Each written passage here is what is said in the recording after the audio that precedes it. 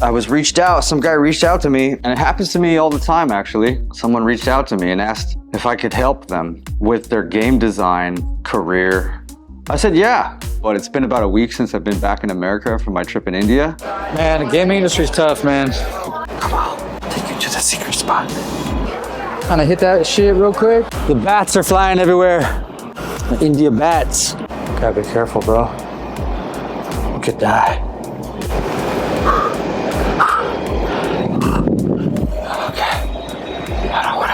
Work recently. Oh snap, you guys weren't supposed to see that, dude. Current problem, rejected over 30 companies. Damn. I actually don't believe that. How many companies has he talked to? What are the names of the companies? What's his asking salary? So yeah, we're gonna just get started. I'm just gonna get going on this.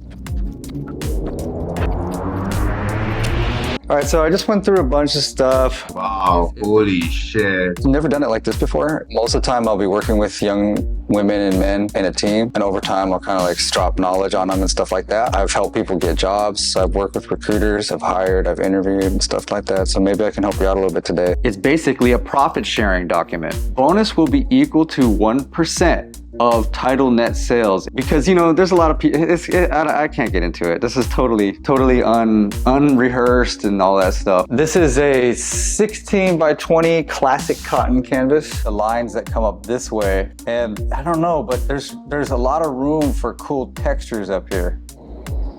This person has some really good sketching skills, and so you want to be a game designer. May God have mercy on your soul. Because you know, as a creative person, I felt like I wasn't worth it. You know, and you feel like that sometimes. Yeah, all the time. Yeah, but you are worth it. And then here's the company's vision. Here's the company's direction. They want to make as much impact as possible with as little resources as possible, right? And that's actually commendable.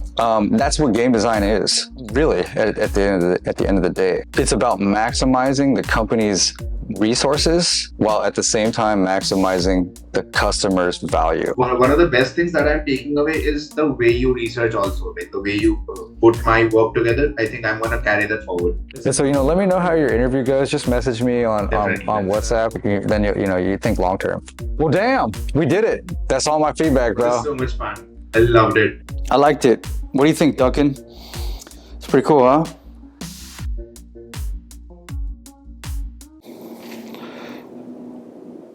Hello?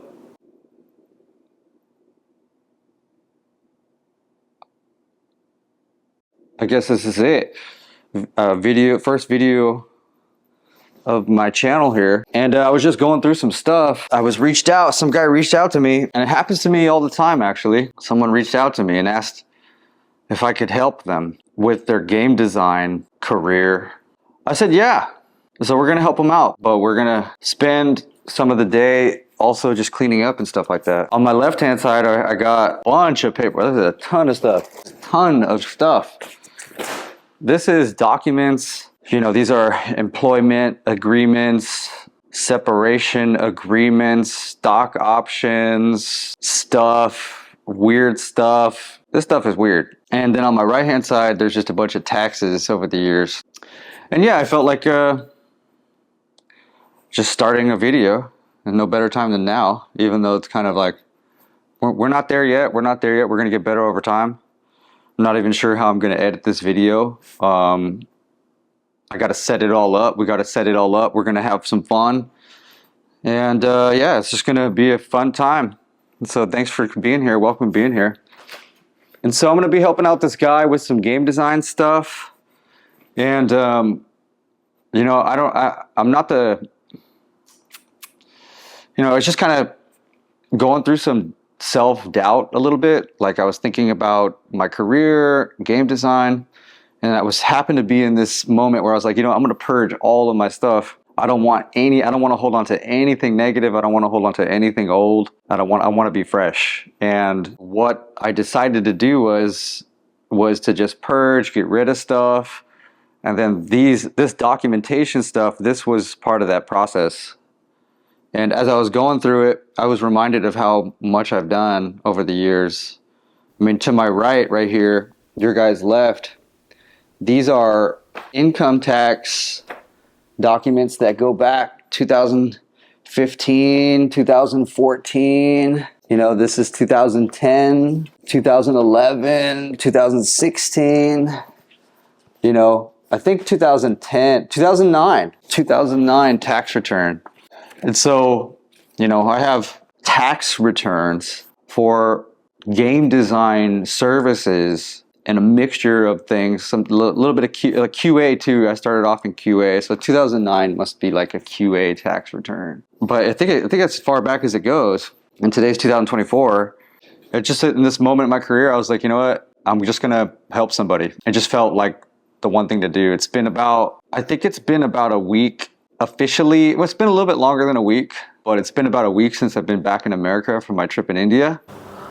All right, I got full, I wiped the memory card. All right, now we gotta go. All right, but man, I just did this. I felt so confident the first time, but now we gotta do it again. Let's do it.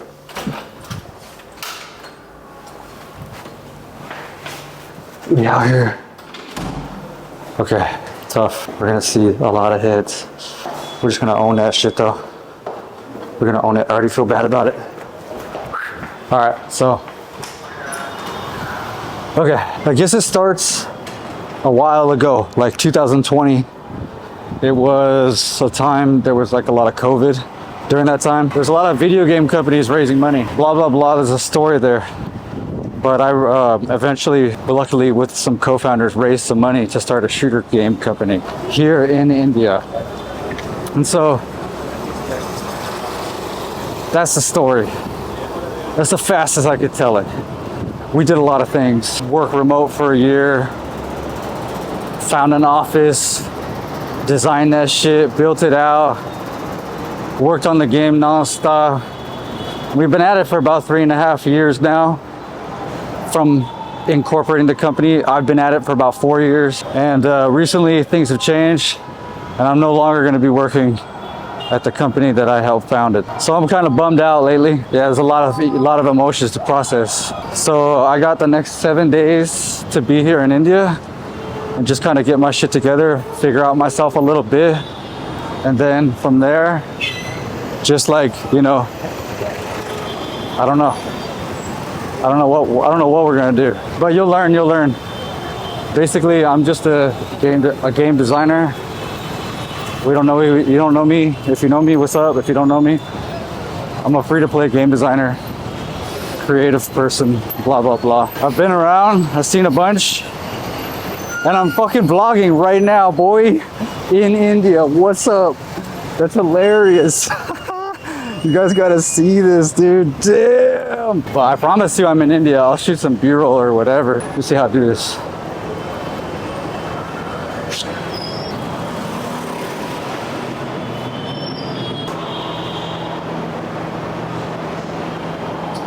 The doorman here is super dope. I love this guy.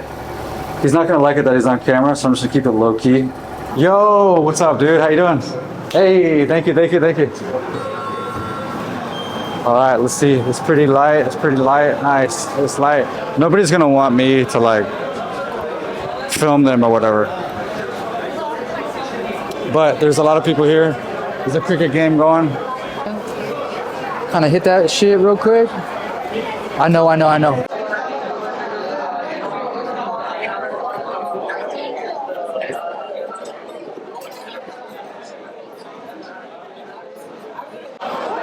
Man, the gaming industry's tough, man. It's tough. Maybe we'll check out some games.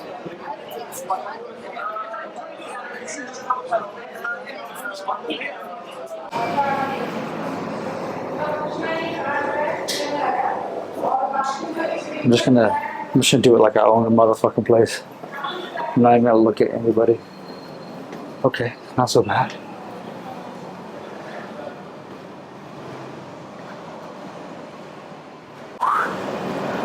Come on. I'll take you to the secret spot. Okay. Gotta be careful, bro. You could die.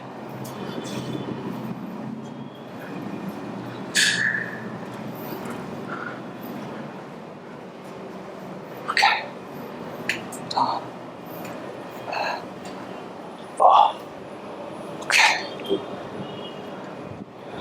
There's a clothing line in the way. It's all good.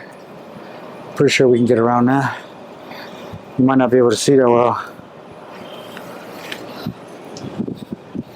Okay. Climbing up. Climbing up the fucking rooftop.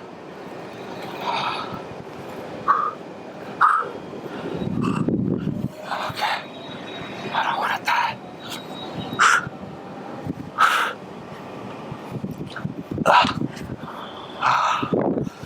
Yeah, boy. Ah.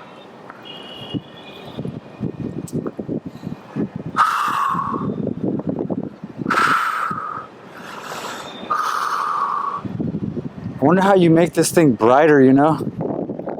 Maybe I could figure that out somehow. There's like settings. I think I have to use manual. Let me try. Alright. So I don't know how to make it brighter using the camera because I'm new to the camera. But right now we're on the top of the building. Camera because I'm new to the camera. But right now we're on the top of the building.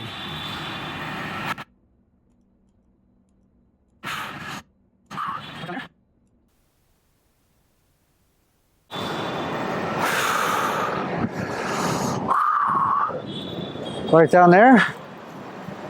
I don't know what that is, but I think right there that's HSR layout. And then if we wait for a while, the train will go by. That's what we're gonna do. We're gonna have a little seat. Oh, we're not gonna fall and die. Can you see me? Bro, I think it's coming.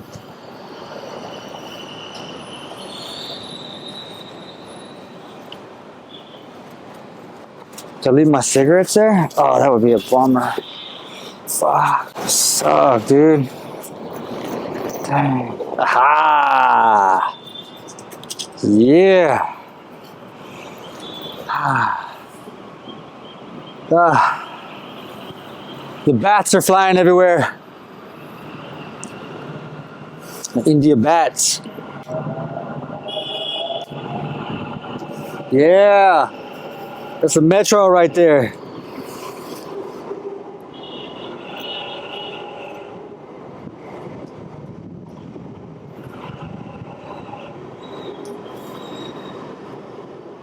That's cool.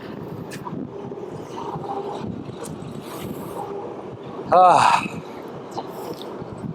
Man, I don't know, man. I don't know. Life's tough.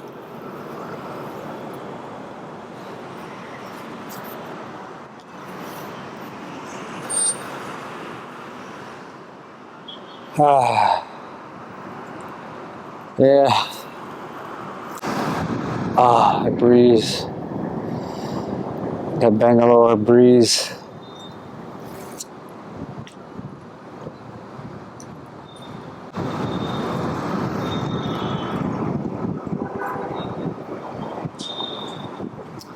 I guess I gotta edit this shit now, huh? Shit. And yeah, it's just gonna be a fun time.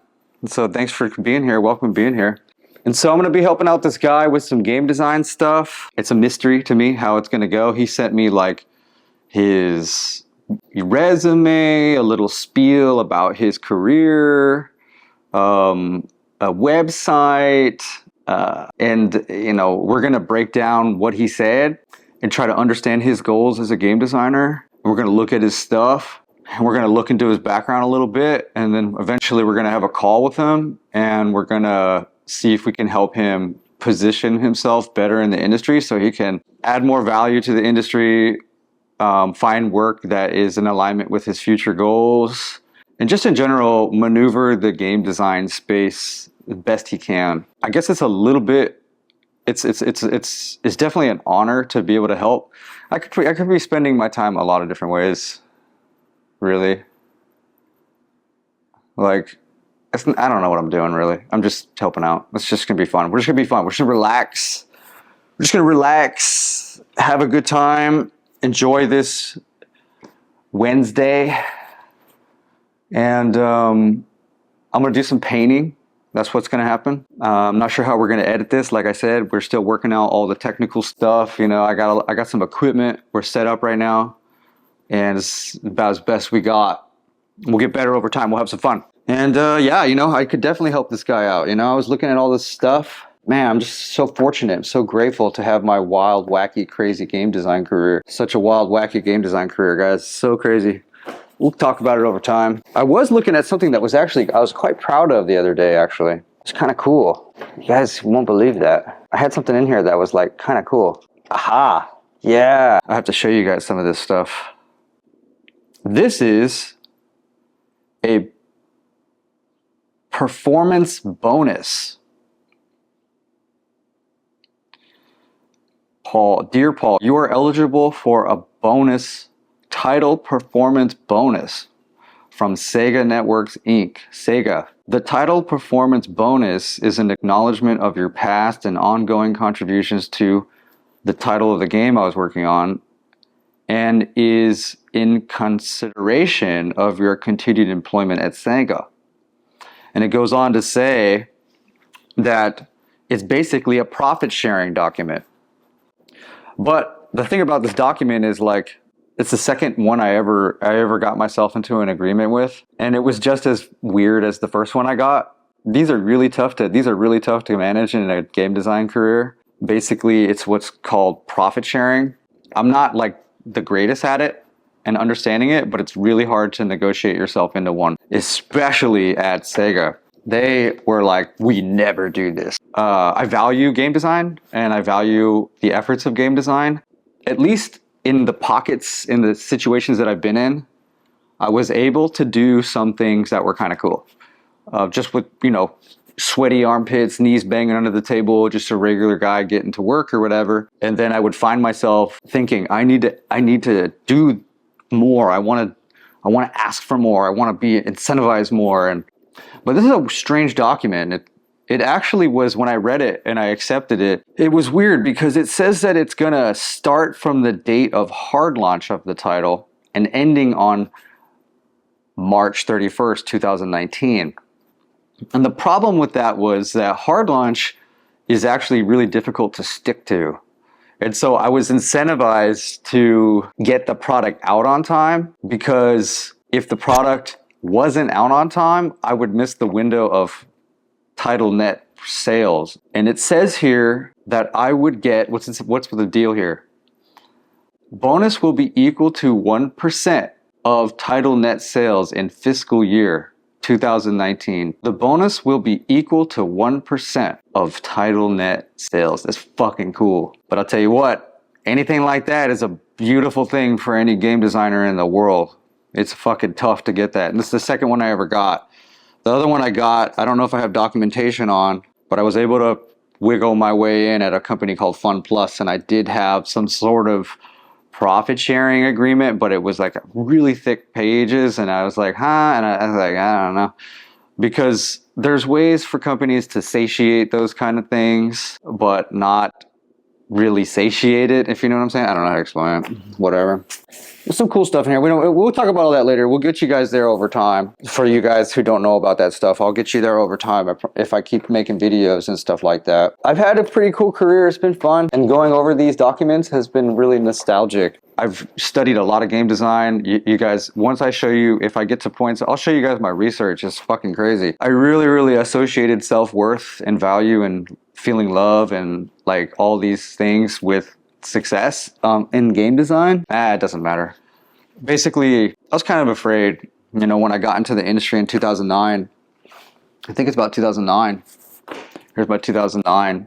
Let's see, what was I making at 2009? 2009, I made $10,250, and I'm very grateful for that. I remember I thought game design was like a low enough bar for me to get into, because, you know, there's a lot of people, I can't get into it. This is totally unrehearsed and all that stuff. But the lightweight, because I'll shut up, we'll start painting, because painting's more fun than all this crap. But I always thought game design was easy enough to get into, but difficult to master. And so I thought this is perfect for me because I wasn't really feeling very, I guess, you know, I wasn't feeling very confident in my future. And when I found mobile games, because the mobile games, I didn't want to go to, I heard about companies like EA, I heard about companies like big console companies, but I was like, fuck all that. I didn't want to even set foot in a AAA studio. That stuff just made my brain hurt just thinking about it, because I thought I was going to be associated with all these industrialized things. And I just love the iPhone, and I love little games like Paper Toss and Tap Defense, and you know, a little game called Sentinel came out. I was really big on that. I just liked the idea of being on the phone and being with like a group of small people who were trying to figure it out, and this new wave of, you know, tech, I guess. And it was cool. But I think over time, the industry got industrialized. The free-to-play, well, it did. The industry, this, I don't want to get into it. Today's a relaxing day. Today is to relax. And I can't wait to get rid of all this stuff. Even if I'm throwing away something important, it's all gone. It's all gone. And then we're going to digitize this. And it's going to be a good day. But for now, I think I want to paint.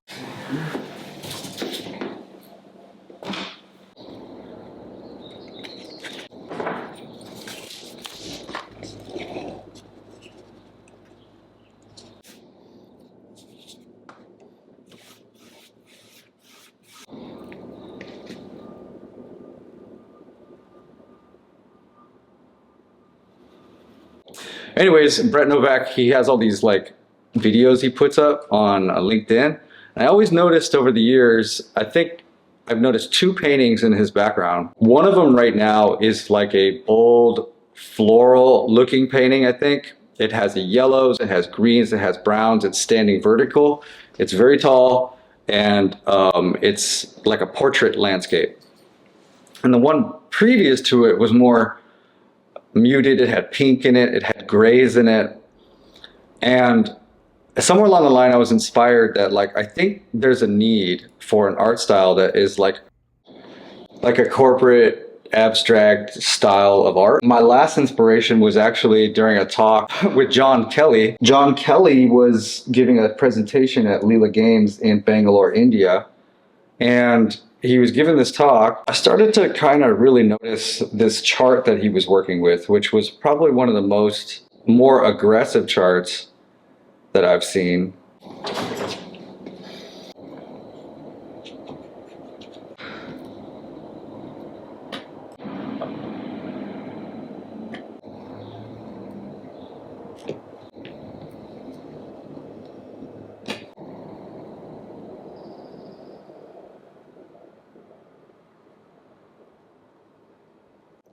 I liked it. What do you think, Duncan?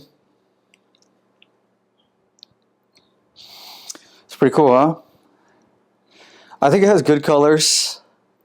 I like the simple background. They have their pinky out and they're like, we're gonna experiment though. We're gonna perfect it. You know, it's gonna take some time. I was over here looking at Brett Nowak. So let's go ahead and like take a picture of this. Boop. Let's go ahead and get the Figma open, drop that in. We could do something where, if I zoom in here, the composition has, let's kind of block it out. Like the lines that come up this way.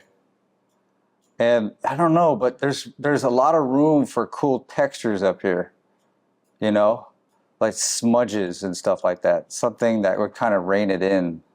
Have to think about what's over here and how to work that. I don't know what's up in this space. That would be tight, because you'd have this lifetime value chart or whatever it's called. What's it called? Lifetime consumer spend.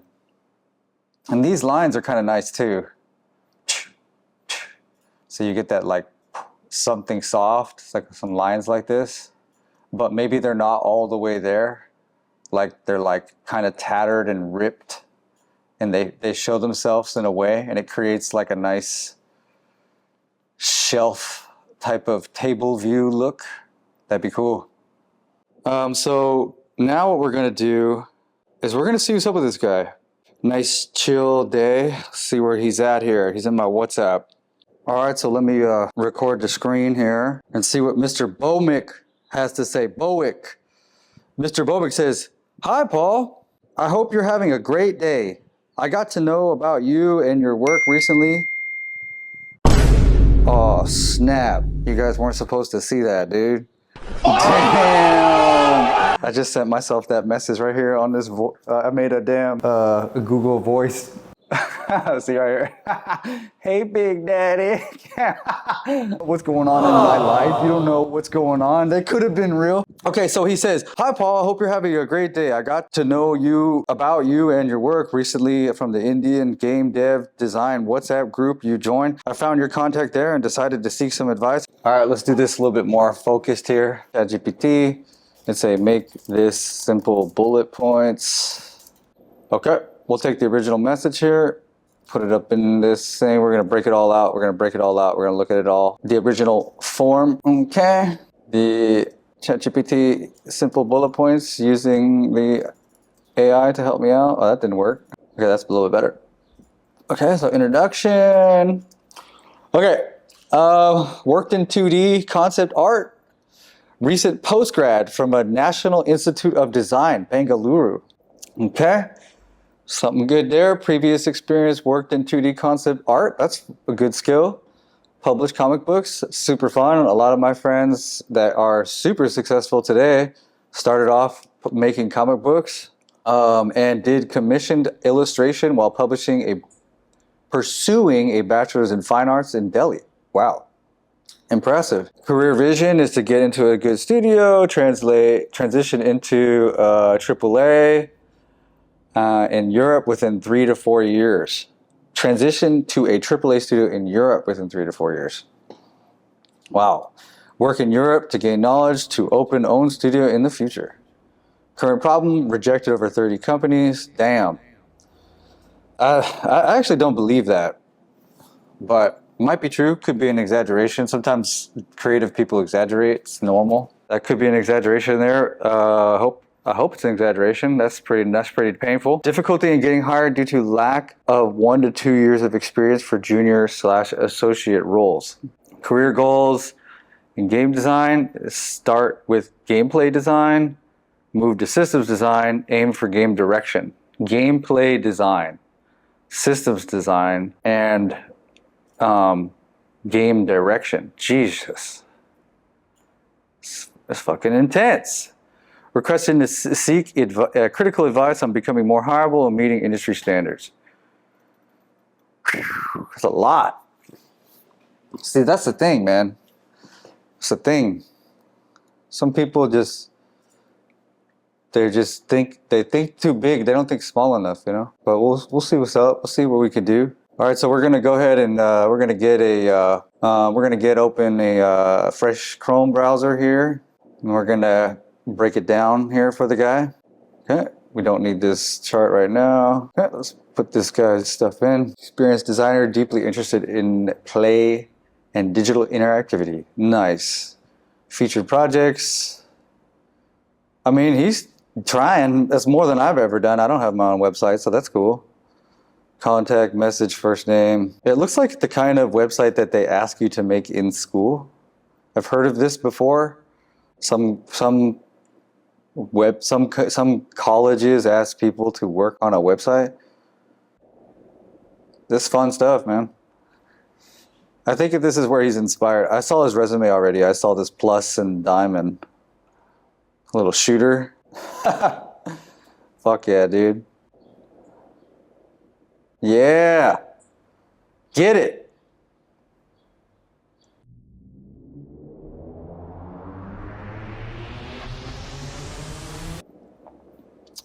Little CSGO. Download that. Check it out. I like me some level design stuff for shooters. It's fun. Level design assessment, CSGO, a school project where the primary aim was to create a well-balanced level in Counter-Strike Global Offensive based on existing level design fundamentals set in the game. Sketching, Valve Hammer Editor, gameplay research, classic map breakdown, ideation sketches, map construction. Cool, cool, cool. We're gonna take all this stuff, we're gonna download it, and we're gonna put it all out on the board. We're gonna look at this whole guy's shit. We're gonna do a deep dive. We're gonna do a deep dive. We're gonna go all the way. All right, I'm gonna set all this up. We'll come back.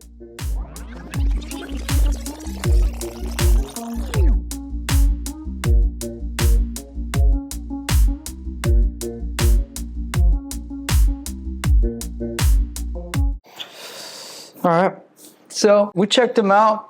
We'll go over here to the computer now and take a look. Some thoughts. If I could summon any thoughts, we'll just think about it. We got some time. This person has some really good sketching skills, for sure. Most game designers don't have it. A lot of different characters and doodles and environment sketches. This stuff is really good for talking about characters. You know, when you're working with like a team trying to design like a battle pass or something like that, you might have to talk about what makes a character more feminine, more masculine, something that's a little bit more femboy, or something that's a little bit more heroic. Like what makes something heroic? What makes something feel bold and strong? Be able to design something boring, to be able to design something exciting. And so one thing now that's coming to mind, I'm gonna go ahead and do a green post-it note here, just to try to get it cooked up here, is I would recommend that he has in some place analysis of what's happening in the latest of the industry.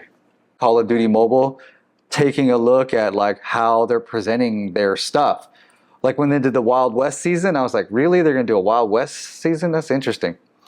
It's so, if he is to become more valuable, especially in a AAA space, I would suggest to have some sort of a game, sales, and live op knowledge.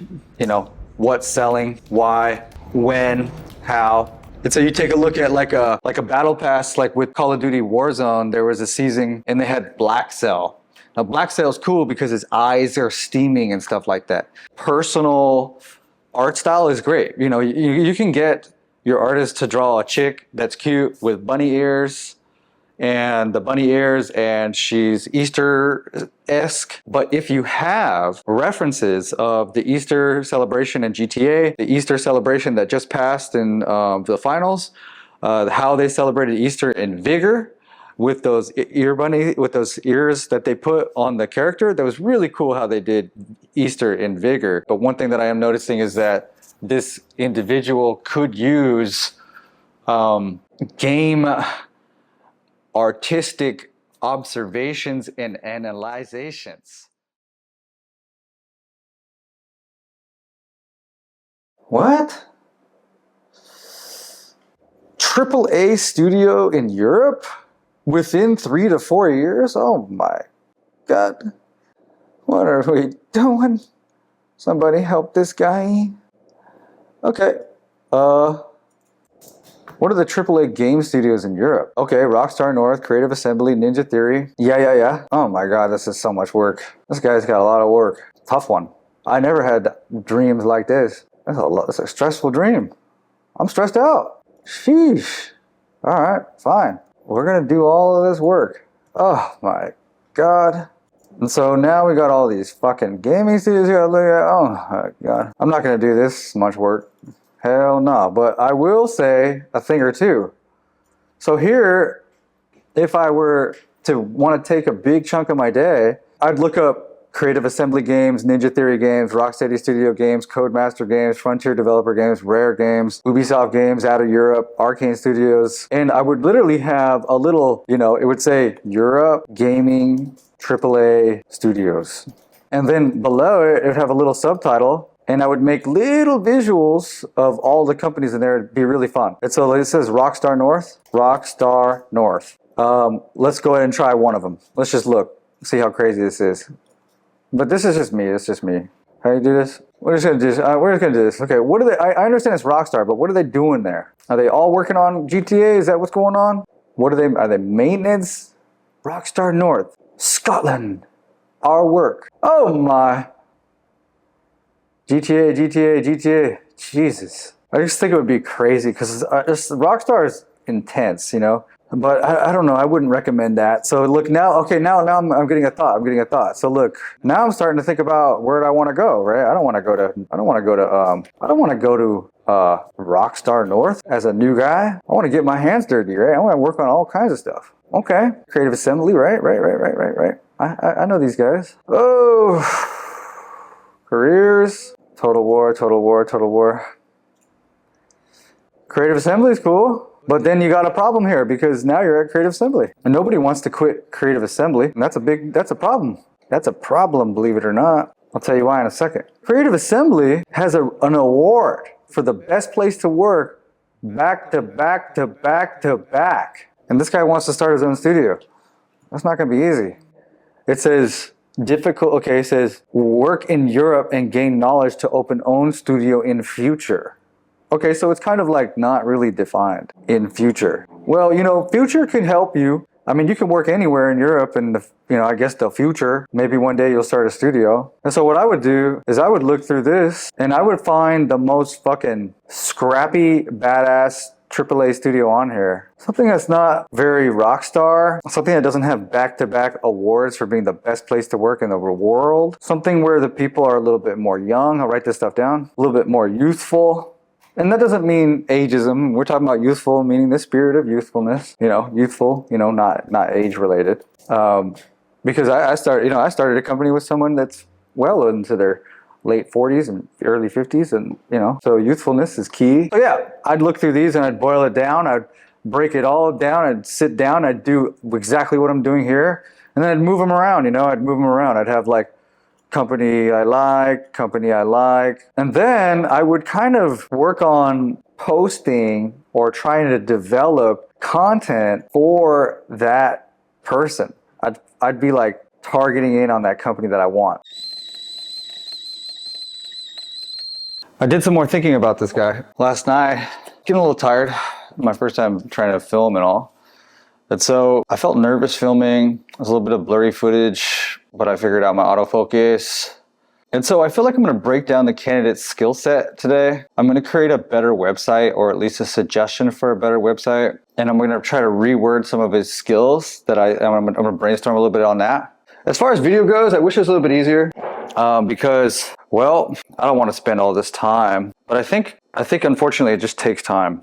It just takes time, And so, the fact that he's like level 1 gameplay and level 50 concept artist and all these terms and stuff, I don't know. This canvas, hold on, let me check it out. This is a 16 by 20 classic cotton canvas.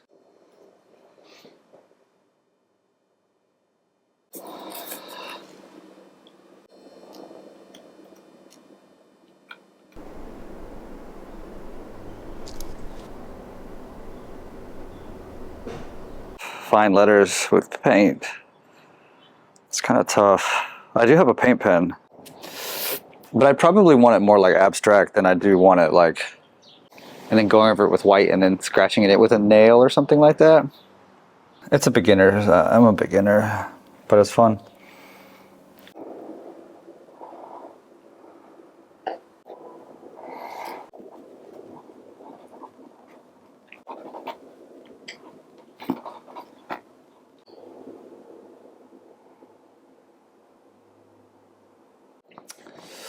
All right, so it's 6 o'clock.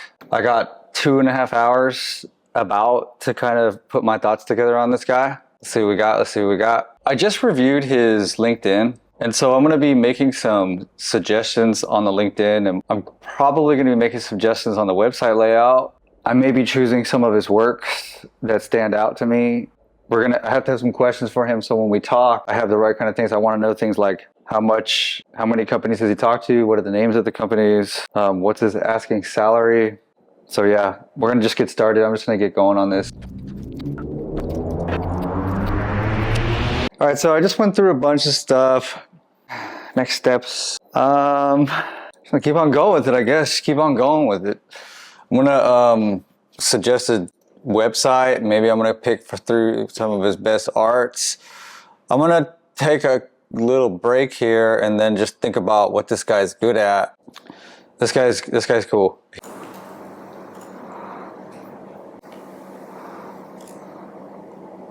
Okay, this is kind of more it.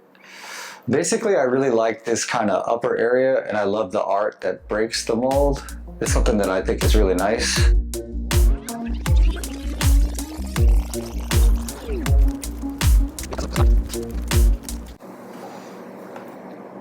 All right, let's prepared as we can be. Let's now like set up and stuff.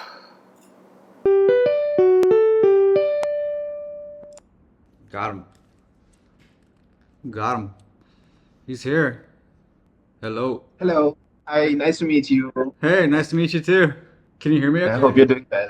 Yeah. Oh, I'm doing great. Am I perfectly audible? Yeah, you're audible. Oh, perfect. It's all working Oh. out. This whole system is working out. I got my mic Yeah. set up. Can you hear me clean? Yeah. You look like a proper, I don't know, influencer who's educating Hey. me about it.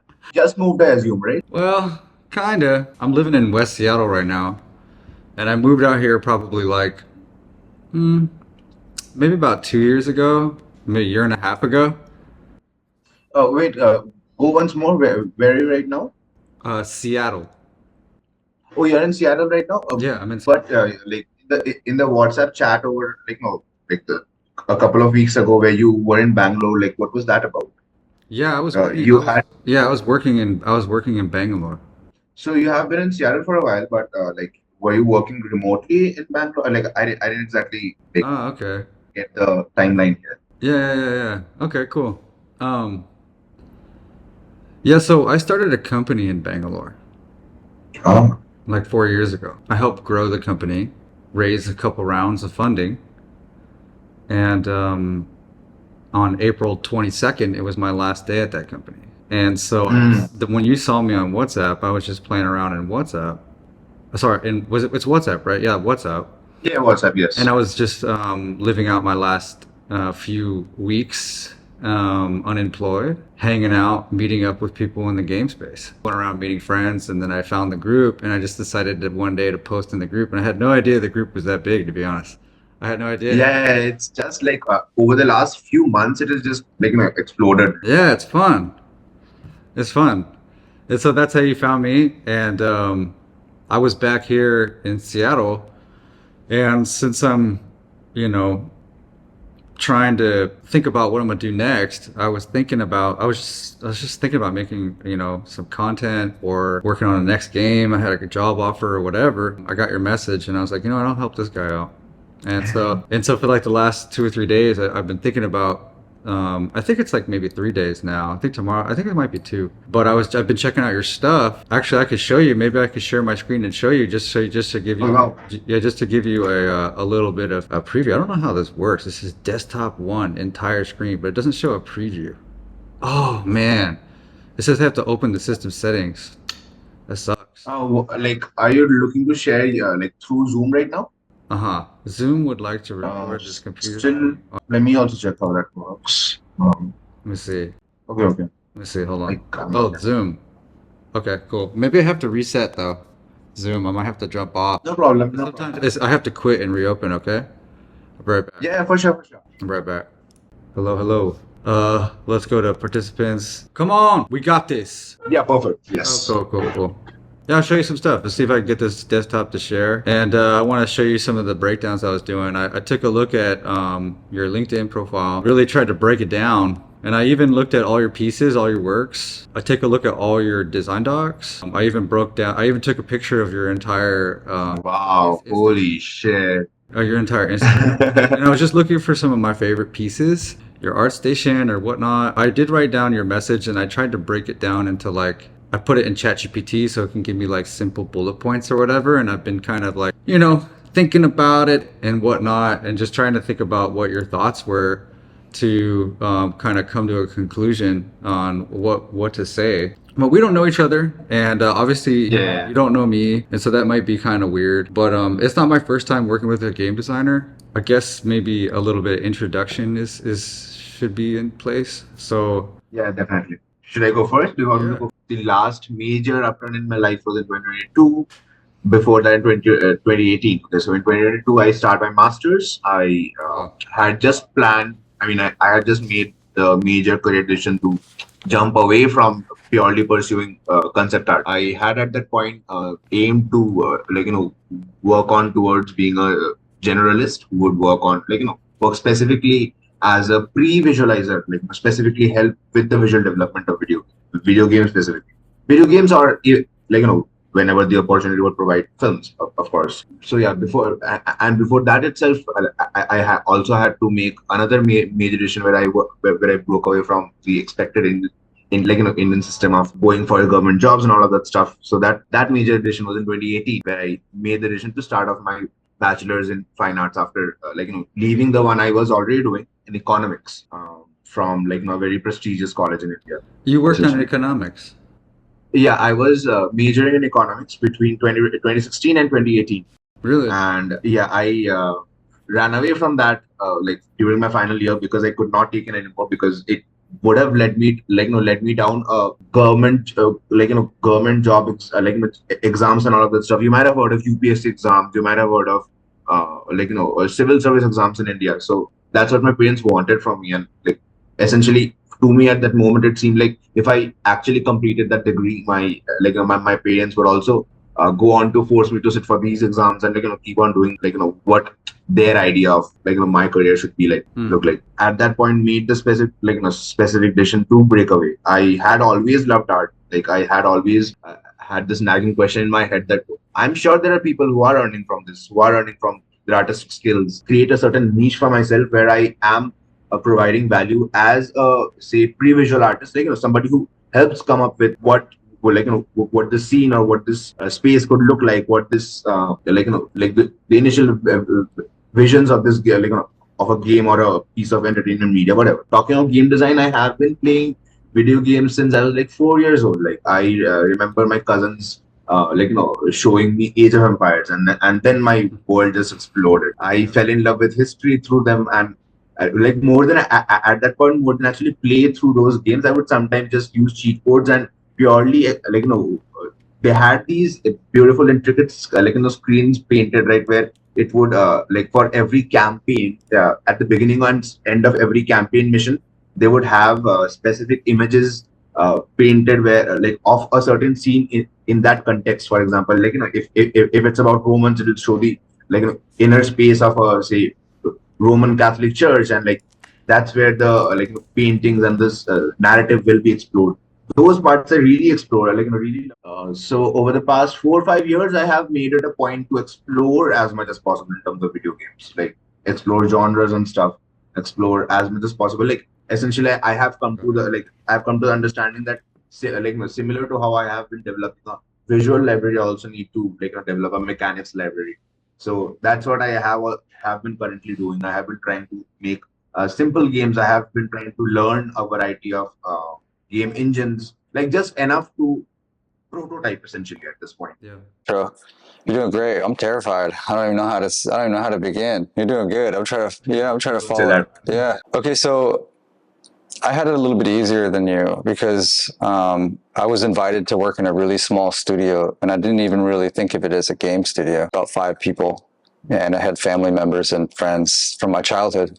And so we were just working on games on mobile. I didn't think about the same things that you think about at all. I didn't think about, I want to get 2 years experience or 3 years experience. This is in 2009. And I didn't think, I'm going to get 2 years experience, 4 years experience, and then go to Europe or something like that. I was just thinking, I don't want to work any other job other than this. And Just fell in love. Yeah, kind of. I also was afraid, because game design for me felt easy enough to get into, low enough to get into, but also high enough to master. Over time, I worked my way up the design ladder, and I became a junior designer, senior designer, and then a lead designer. I was a lead designer on a project that did pretty well. That project was known as Game of War. Game of War. And I've gone to other companies to work on similar projects. I worked in China for a while with Fun Plus. After that, I worked in a company in Los Angeles called B-Spot on real money wagering, where we tried to incorporate real money wagering into mobile games. And that was around the big hype of skills or DraftKings. don't know if you heard of those things, but I know you know like MLB. What is it called? MBL out there? MPL? What's that in India? The bet- IPL, IPL. It's the online gambling scene in India. Oh, yeah. There is one MPL, I think. Right? Yeah, MPL. I think it's called MPL. It's kind of like that, right? And then I worked at Sega as a director of design, and then I lost my job at Sega, and I didn't think I ever wanted to work again because I was getting pretty burned out. And a friend of mine reached out to me to start a company, and we started a company, and eventually that company ended up in India. So that's a fast intro. Pretty hardcore free to play game designer, I would say. I have, just on my last project alone, I probably have like 15,000 hours on that game that I worked on, maybe more. And the ones before that, it's countless. I may have over 50. I think comfortably I could say I have between 50 and 100,000 hours of game design. And I still don't think I'm that good.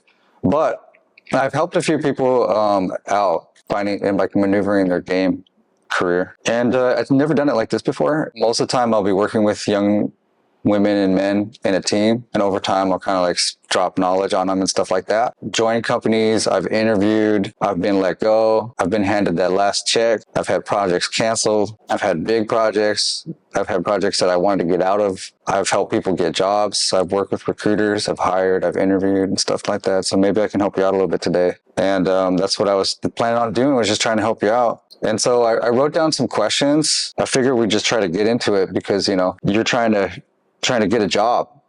You know what I'm saying? And I might be able to help you out. I'm just some random guy you don't know, but I'm really glad that you reached out to me, and thank you so much. It's fun. Thank you Yeah, for actually replying. Also, honestly. No, it's cool. It's cool. Yeah, being a game designer is hard. It's tough work. And so you want to be a game designer. May God have mercy on your soul. And it says that you told me that you tried to apply to a lot of companies. And at first I saw that number and I thought maybe he's exaggerating a little bit because it said like 30 plus. What's going on? I think it's around 20-25, honestly, at this point.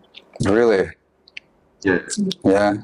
Okay. Something is just not clicking. Do you know the names of these companies? Like off? You don't. Many LinkedIn ones. Let me name a few that I see. Mm-hmm. I also tried AAA directly, but they very confidently gave out big no-nos. Got it. Well, screw those guys. I wish, but that's where most of the dough lies, Yeah, so you said that your goal was to... Let me go check it out. So, your goal was to get into a studio, transition to a AAA studio in Europe, 3 to 4 years, work in Europe to gain knowledge, and then open up your own studio in the future. Yes, that is definitely there. Okay.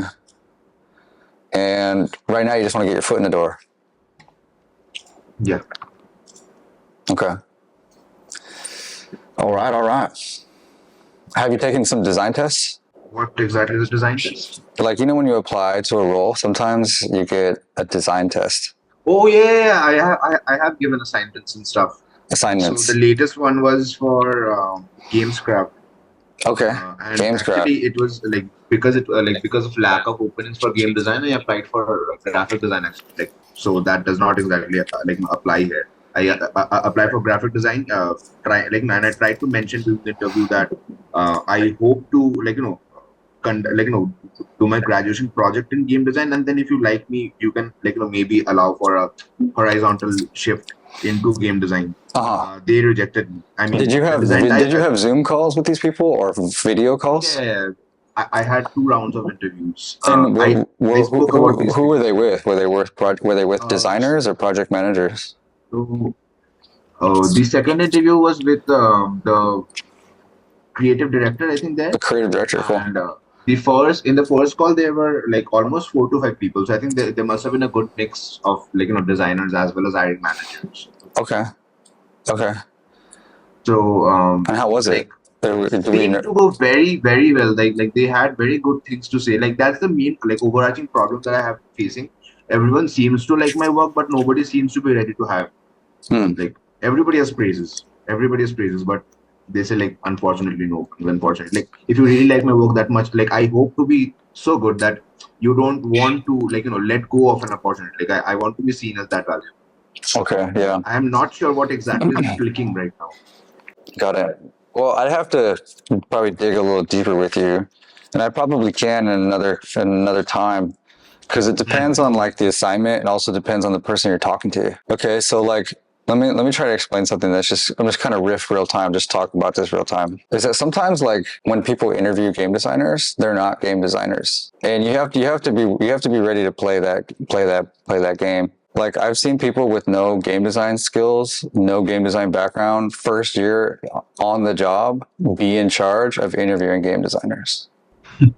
No, I'm serious. I'm serious. That's not a joke. Like somebody who has like you've gone to school for game design, you're an artist, you've worked on many projects, you have valid products underneath your belt, and sometimes the person you're literally interviewing has none of those things and even less experience.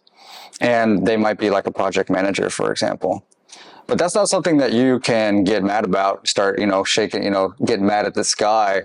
You don't get mad at, you don't get mad at the weather, you just kind of work with it. And so just to give you some advice, just because I'm just kind of riffing here, is I remember when I was going to go work at B Spot in Los Angeles, I was extremely nervous. I mean, we're talking nervous, man. Like I was going to a new place in America, so I was going to go to Los Angeles for the first time, and I walked to the office like a day before, and I looked at the office, and I walked up to the door, and I looked at the door, and I was like, okay, this is where I have to be tomorrow. And I was staying down the street in like a hotel because I had flown there to take an interview in person. This was like pre-Zoom and all that stuff.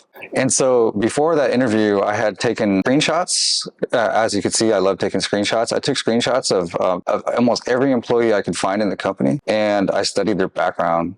And so like I knew if somebody that I was going to interview with had worked at Disney 3 years ago, if I saw that somebody else that worked there worked with Disney 3 years ago, I knew that they knew each other because they worked at Disney at the same time. And I knew that one of them joined that company earlier and then they pulled him out of Disney. I mean, it's obvious. Also, they had similar vibes and looks, like a cool ass dude and like a young ass cool ass dude. And I could see that maybe these guys ride together. And I knew that when I researched when the company recently raised money, I researched YouTube videos and articles that the CEO had written or had been in. I researched all of their product. I broke everything down and more. Like I knew everyone's name the day I was there. I was like, "Hey, what's up? You must be Anthony. Oh, did you guys work at Disney?" And they're like, "Yeah, this guy knows everything." And I was like, "Yeah, I researched you guys. What's up?" And I was really firm and strong with my handshake, and I was pretty serious about eye contact. And I wore a black shirt to kind of stop the perspiring from coming through my shirt because I was so sweaty. I was so nervous. I had rehearsed ways to respond to things I didn't know in advance because I felt like I was kind of a dumbass trying to get his way through life. I knew I was good enough for the games. I know that I'm qualified to make a $1 billion product, but sometimes you're not qualified to get through a bunch of people. You know what I'm saying? And it kind of sucks. Because at the end of the day, when you sit down to get your job done, you're going to be sitting down and facing like an onboarding process. Like an onboarding process, man. Come on.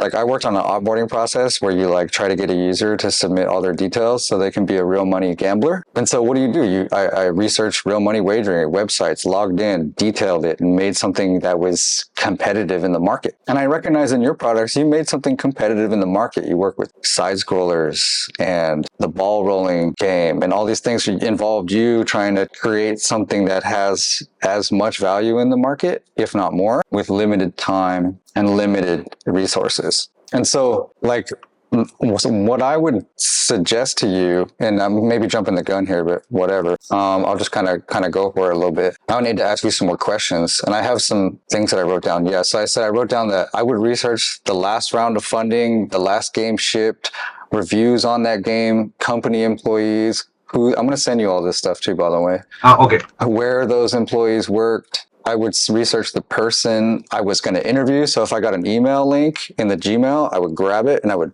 put it and I would try to figure out who they were. And sometimes I would even know their Pinterest or something weird like that. Like there's this guy I interviewed with and I was like, "Hey, what's up? You're a lover of hiking in the great outdoors." And he was like, "How the hell, what the fuck?" And I was like, "Yeah, I checked you out." And he's like, "How'd you know that?" I said, "I saw your Pinterest, dude." And he's like, why are you doing that? And I said, well, you're going to look at me, so I'm going to look at you. What's up? Let's go. Let's do this interview, you know? And so it kind of like broke up the, I think I got like this bug for research. And that research shows in my work today. I do a ton of game design research. I knew how to thank them. I knew how to accept a compliment. I would just say, thank you. You know, if they said, wow, that's a great idea, I'd say, thank you. I wouldn't say anything more like, oh, no, don't, you know, I'd try to accept it. And I really worked on that, you know, and I really did. I had to, because there's some things that happened in my career that were very difficult. You know, I've worked at really tough jobs and I've had some really weird things thrown at me. In order to find another job, I was been faced with adversity. With that, I had to really step up my game. I had to be the best person to interview in the world. There was no other way around it. I either had to be the best or nothing. And so when I went in there, I would shake hands super strong. And when I would ask for the salary that I'd like, I was ready for them to say, what? That's not reasonable. Or I was ready for them to say, that sounds fine. I was ready for all of that. And I would even estimate the salary that they would want to give me based upon the company that they are. Small company, small salary, big company, maybe a little bit higher. And so I'd be like, hey, you know, I want to make, boom, $150,000 a year. And I knew they wouldn't pay it. And so I knew they'd probably come down pretty low. And if they'd be like, wow, where'd you get that number? I'd be like, oh my God, I'm so sorry to offend you. I didn't mean to offend you. That's my cost. I didn't mean to say that. I'm so sorry. There must be some misunderstanding. I really didn't mean to, you know, offend you. You guys have 30 people in your team. I'm going to be managing 10 of them. Your goals are to become the next top grossing game. I can deliver that. I'm going to be moving here. I'm going to easily work 6-7 days a week, 10 to 14 hours a day. And I have created this type of success before, and this is what it's going to take for me to do this for you. You know, and so I'd try to get those things worked out in my head way in advance, almost like it was like on call. And a couple of times I got the job that I wanted for the price that I wanted, and I couldn't believe it. I left there like thinking, holy shit. Because, you know, as a creative person, I felt like I wasn't worth it. You know, and you feel like that sometimes. Yeah, all the time. Yeah, but you are. You are worth it. You are worth it. Because who else has an Instagram of like hundreds and hundreds of posts of these art things that are totally not worth most people's time? I mean, you're understanding environment, composition, lighting, characters, tone, mood, story, sound effects, comic books. You're understanding something. And sure. There are product managers and you could, you know, a small team can figure it out. You really don't need a designer. That's the thing about being a designer, is that you don't need one. No one needs a designer. No one needs a designer. The CEO can suddenly become the designer. The product manager can be a designer. And that's how it's always been. And you don't even need experience to be a designer, because that's the beauty of the industry. I mean, when I started out in the industry, nobody had experience. That's why I was there. And we made success. And that's the beauty of it. You don't need 15 years experience to make something amazing. You don't even need 2 hours experience. That's what's cool about being a creative. But the industry's come a long way. Unless you start off with a group of people where experience isn't needed, but passion and and kick-ass work is, then you got to play the game. You got to become industrialized. You got to present yourself as a creative that can take on these challenges. And so you got to round yourself off a little bit, you know, to be a little bit more of that type A personality. You know what I'm saying? I don't know my personality just that well, but I have heard a saying called type A personality. I'll look more into it, but it's someone who has a style of thinking that is very, very structured. And structured people don't communicate well with creative people. But you got to thank the structured people, because without them, we wouldn't have a lot of the structures that we have. There's very few CEOs who are like of the creative type. There's less of them, at least. There's less of them. I've met very few. There's CTOs that become CEOs, like engineers and stuff like that, who are really good at, you know, saying there's business guys, product guys, but designers and stuff like that, there's very few. I should do some research on that. I don't know many. This coming Monday, I have interview with Gameberry, and they have very relevant games. And I think the type of research you mentioned regarding the company will definitely help. Oh yeah, for sure, Yes. for sure, man. I actually am like gonna get on a phone call with one of their senior game designers to kind of understand more like the kind of company, the kind of work ethic they expect, the You don't type need to of ask. visions You don't they need to have. ask those questions. Don't ask Okay, those I don't questions. need to ask those. Don't ask those questions. Don't ask those questions. Okay. Yeah, they expect you to work hard. Definitely. Yeah, That's always the case. yeah. You don't need to ask. That's not a good question to ask. At least like trying to understand something like Like the core hours are depending on the probably. type of products they have, like what their product vision is, so that maybe I could cater better during the interview. Okay, so I intend to because right now my headspace is that of students. Like it's a wide world out there, and like when I'm trying to zoom it, really hone in on this one company, I need to understand how they are thinking exactly, so that I can sort of discard these are the possibilities of design thinking, and then I got it. Well, proceed in what there. kind of games do they make? So they have 3 games as of yet. Ludo Star, Purchasey Star, and Ludo Titan. So they are all Ludo games. You know what Ludo is, right? Yeah, I know what Ludo is. It's kind of. I Yes, can't play Ludo. it, but I know what it is. So they make Ludo games, Yeah, right? So here, yeah. so So here's here. That's all I needed to know. And then here's the company's vision. Here's the company's direction. They want to make as much impact as possible with as little resources as possible, right? And that's actually commendable. That's what game design is, really. At the end of the day, it's about maximizing the company's resources while at the same time maximizing the customer's value. And so, for example, I hope to be, and at least I pride myself. There's other opinions about me, but I pride myself as making really fast documents that are extremely thorough, that reduce the amount of work that it takes for engineers to implement it. I provide such fast research that's deep and vast and faster than most people in the world. And then I come to a conclusion of what we're going to do with all my backgrounds and unique knowledge. And I present those in design documents that can be used in every single department efficiently. My design documents can be used for pitching investors. My design documents are understood by CEOs. My design documents can be used across the engineering team seamlessly. QA can smoke test my design documents perfectly because they know exactly what we're aiming for. UI UX can implement it just as is because I have a hand for doing good wireframes extremely fast and accurate to the iPhone ratios. And so not only do I maximize the entire team's production, I maximize the value that the customer is going to have. And you could say that however you want, depending on the person. So you could, like, if you're working with a finance guy, you say, yeah, I increase monetization. And then they start getting all freaking, yeah, we increase monetization or whatever. But really, you're just adding value. You're adding value to the company and you're adding value to the customer, if you know what I'm saying. And so you want to be able to position yourself as somebody who provides creative solutions and creative work that reduces the costs that the company bears while increases the value that the game yields. Because they got these engineers, right? They got a back-end engineer. What's he like? 30 lakhs per year, 30 lakhs per annum. That's the India talk, right?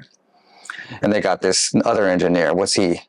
25. Another one, 25, to some chick doing some, she's 25. You got some product manager. What's that guy? 40 lakhs per annum. What's the CEO? Probably on the low, probably 60, 65 lakhs per annum, something like that, maybe 100. And then you got a QA guy, what's he, 12, 8? And then you got a bunch of artists, what are they? 14, 15, 20, 20, 20, whatever. They're going to bring you on and it's just adding more costs. And so you have to be able to justify your costs. And then as a game designer, you orchestrate all that stuff. It's extremely stressful once you really step into that role. It can be stressful. I don't want to put limiting beliefs, but it can be stressful. It's a miracle. It's musical. It's a lot of fun, but it's also a lot of responsibility. The direction that you want to go, first of all, you're already capable of doing it, in my opinion, because like I said, you don't need experience to work on game design. I've seen it. I see it all the time. 1 year, first job on a design doc happens all the time. Design docs can be made by anybody, and that can be technically game design. But great game design, I would classify as someone who orchestrates very efficient work that is felt that to be a good decision within the company and becomes a good decision theoretically for the playtesting and then the customer. And you have experience in playtesting. I read your thing. You worked in chess. Yeah, and in the bottom note, you said that you did playtests. And so you tried to redesign chess. First of all, that's intense. Who the fuck tries to redesign chess? And then you ran playtests on that. But you don't talk about that. You don't talk about how you have a skill of running playtests because you don't see your value. You don't see your value all the way as much as you could. Like, you do UI UX, that you do systems, that you do game balance and all this stuff, all this art, but you don't even see that stuff too. Like, running playtests is a big deal. Some designers can't hit that on the mark, and I'm one of them. I've tried to do a good job at playtests for a while, and it's tough. It's tough to get the devices together. It's tough to get everyone on board. It's tough to have an objective. It's tough to keep shit going. It's tough to hit it every day, non-negotiable, run the test, hit the build. And also, by the way, CEOs love playtests, and investors love hearing that you're playtesting, especially if you're the kind of guy that's like, yeah, we're going to get real users in here. We're going to do some playtests, and you're an advocate for that. You're like, yeah, I love real, man, you'd be making everyone so freaking hot on you because you're all about all that stuff. It's true. It's true. People love that shit. They're like, have you had any playtests? The investor says, have you had any playtests? Have you had any playtests? Oh, internal playtests. When are users going to play your game? And you know what it's like to get users on your game, right? You've done that before, right? Yeah. I mean, obviously, I haven't created like massive audiences. No. Like, I don't but know. you slaved over a chess redesign, and then you tried to walk people through it. So we brought in like only close friends, obviously. So we took their opinions where that's a playtest. That's a playtest. To observe where the game the game starts feeling boring to them. Yeah. We try and bring in elements that speed that portion up, and then we go ahead from that point on. That's a playtest. Their attention retention essentially. Yeah, and you don't need to say the word only. Like, I brought in close friends only. No. You brought in users. You brought in customers to try your product. Don't downplay what you did. You sought out another human being and you asked them to play your game. That's the art of game design. That's the art of playtesting. It doesn't matter if you know them or not. You know what I'm saying? So he did it. So you kind of, I can see how you downplayed it a little bit right there. You're like, yeah, I brought in some people only or whatever. Nah, here's how I would say it. I redesigned chess and I did focus groups with people to see their feedback, to see if my product was getting better. Well, who were those people? Oh, just a bunch of people I know and stuff like that. But it was great. A bunch of diverse people, girls, guys, young, old. It was amazing. I mean, why does it have to be only the people I know? You know what I'm saying? You know what I'm saying? That's the nature of a creative person. And it took me fucking years to get out of that space, that creative shell of not appreciating what I do and not recognizing what I do. And it took forever. And there's the people that are great at it. Like, I know some guys. Oh, we only have like a minute left, and then we'll have to jump back on a call again. We'll finish up because I haven't bought Zoom. Sure. I haven't bought Zoom. I don't have a job. You know what I'm saying? I gotta save the money. So maybe I'll buy Zoom. But basically, we'll kind of switch over. This is actually a good closing. I'll send you another link. Are you down to? Can I show you the stuff that I did for you? And Sure. Is that cool? Okay, cool. Yeah. Let's take like a 5-minute break. Yeah. Hello. Okay, cool. We're back. I hope I'm not taking up too much of your time, though. No, this is exactly how I wanted to spend my time. Yeah. We're gonna kind of run it down, right? And I'm gonna share all this stuff with you, okay? And so let me put it over here. Okay. So the first thing that kind of jumps out. Let me get my notes up. Okay, I have a bunch of suggestions and not in any particular order, but while I'm here, I want to say that I think you should have a little bit more long-term goal. Being able to go to a transition to a AAA studio in Europe in 3 to 4 years is a very ambitious goal. It's possible. I can have some suggestions on how to do that, but it is a very ambitious goal. So when I looked at your AAA studios, what I did, man, was I went over here and I started to look for AAA studios in Europe. So I used ChatGPT and I said, what are all the AAA gaming studios in Europe? And I just started busting them out. And so there's Rockstar North, right? And I was like, all right away, if I were you with your goals, I wouldn't want to work at a Rockstar North. It's a lot of really big, heavy games, and I think they move really powerful, but I think they might be a little too slow for you because you have a lot of skills. You know, that's another thing we have to talk about is you might have to hone in on a specific skill because you do UI, you do this, you do that, you do systems, you do gameplay design. Well, that's actually somebody who would probably thrive better in a smaller team. And so what I would do is I would look at all of the studios and I'd kind of weigh them out like this is Rockstar North, so I got a picture of them here, right? So let's go ahead and pull them down and say, I don't know what kind of benefits I would get here. I don't know what I would learn here. But there's another team called Creative Assembly, and hey, you like Age of Empires, they have lore like Age of Empires, and they also have Halo and stuff like that. They have some games that are kind of up your alley with like, you know, history and ancient fighting and stuff like that. And so that might be something you consider. But there are also like back to back award-winning best company of the year. And that kind of company is not going to be the best place to break out of and start your own studio, because sometimes, man, when it comes to breaking out and starting your own studio, you have to have a CTO. It's called a Chief Technology Officer. And oftentimes people find these engineers and they're like, hey, dude, what's up? You're the best engineer, man. We need to get out of here. We need to freaking start our own thing. And so trying to get an engineer to start their own thing with you at a company that's like 4 or 5 times best company awarded, whatever. Like, I don't know if you looked it up, but I'll try to pull them up real quick. Creative Assembly, Europe. And you see how it's like a craft-led studio. It's hella cool, and it's like best place to work, best place to work, best place to work, best place to work. And so, you know, imagine if you became best friends with like this cool engineer. If you got lucky, because I don't know the work environment there, you might find somebody who's also from another country that moved there. And they're really excited and they're your best friend, but you have a mission in mind. You're a creative person and you're not going to drop it on them right away. Like, hey man, I want to start my own company and get out of here. But you're going to be like, you know, this is how it happens. This is how it happened. And I've seen it in my career, at least, is that there's always a creative person or the CTO themselves wants to start their own company. And eventually they start to kind of really jive together. They're there late. Like the people that you work with are the people that you work with are the people that you work with, if you know what I'm saying. You know what I mean? Like the people that you will find yourself working with might be the people that you find yourself working with later on. Like the person I started with company with, I met them at a company. You know what I mean? And then we started a company later. And so I would say that like if you were to look at companies that you're going to join and that you'd love to join, I would start looking at them and like, are they scrappy enough? Do they have a diverse gaming catalog? Like, what do you mean you want to go to Europe and join a AAA studio?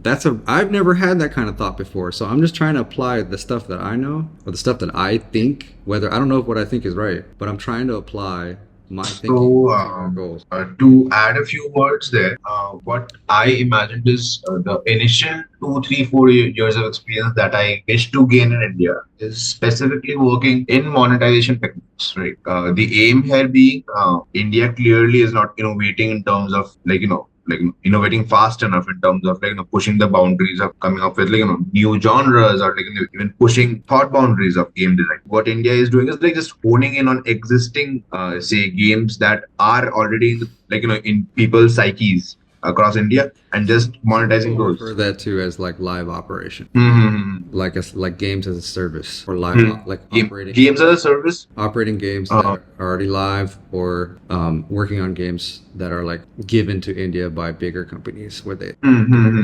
That's what a lot of us are. Rockstar India purely is taking care of art and QA. So the bigger ones are mostly stuck with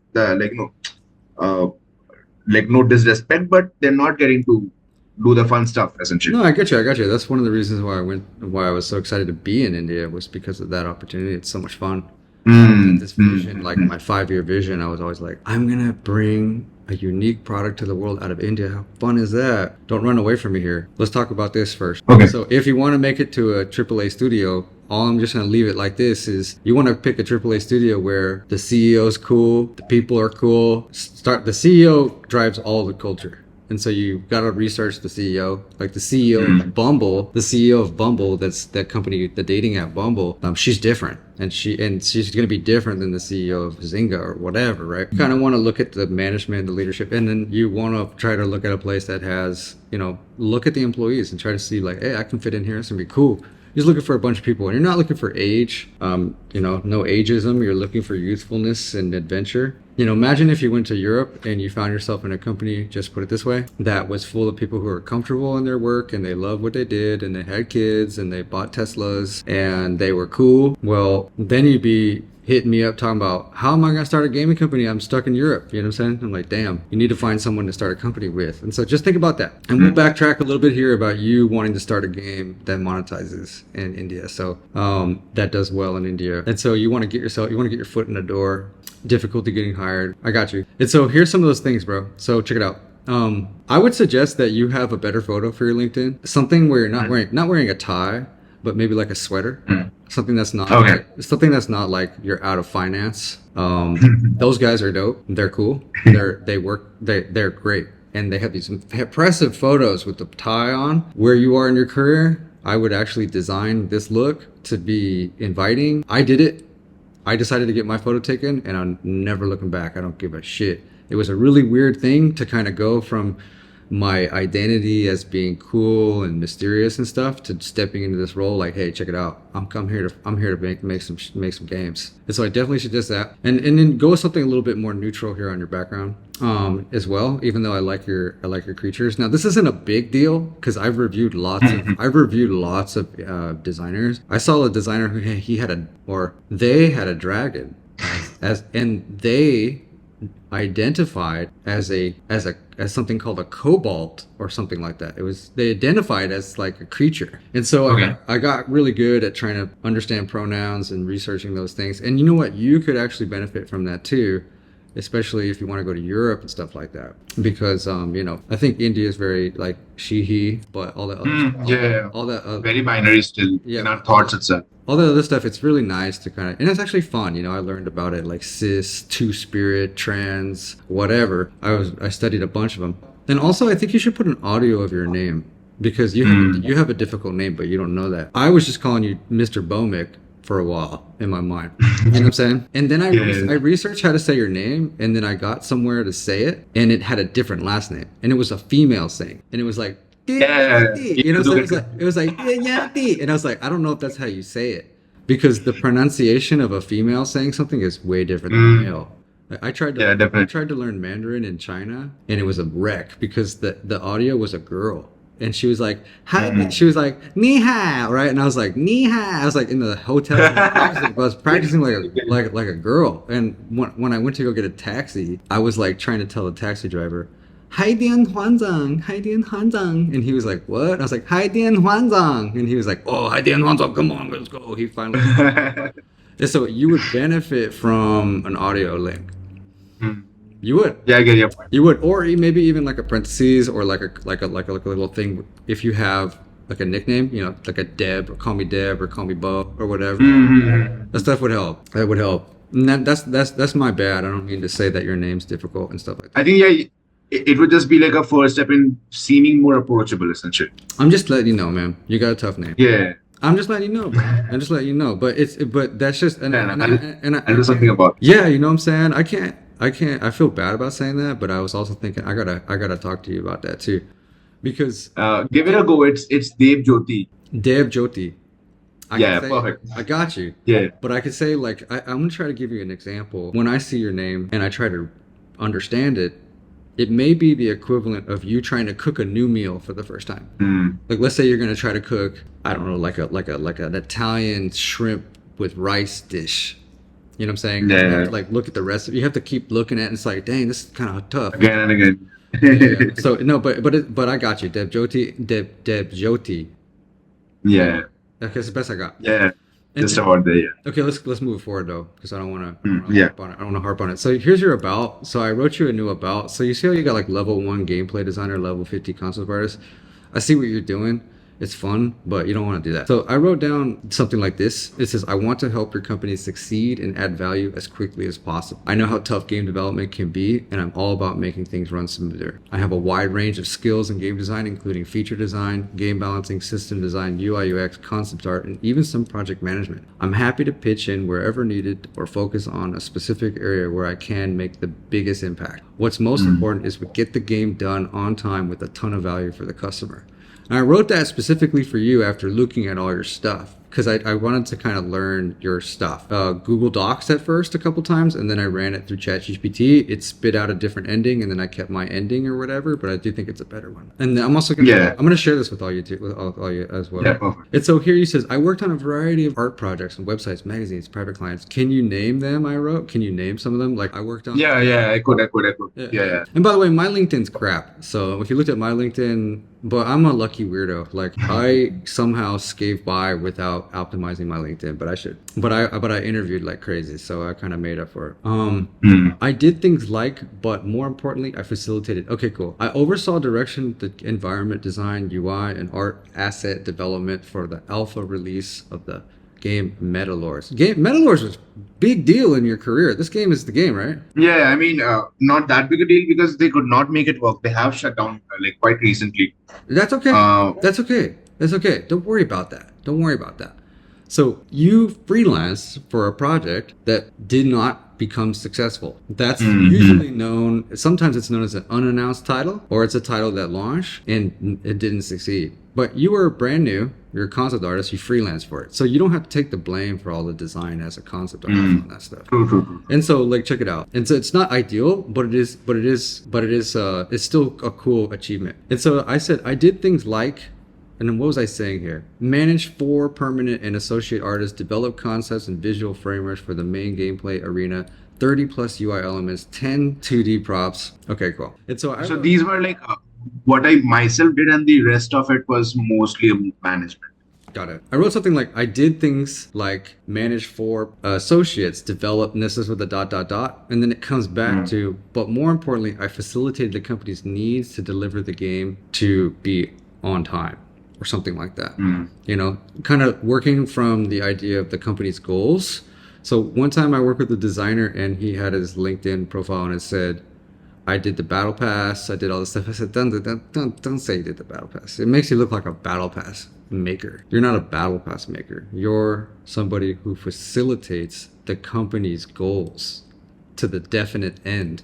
You're somebody who works with features that increase retention and monetization. Say something like, I work with, alongside the company, work with features that increase monetization, retention, such as battle pass and other things like daily logins or whatever.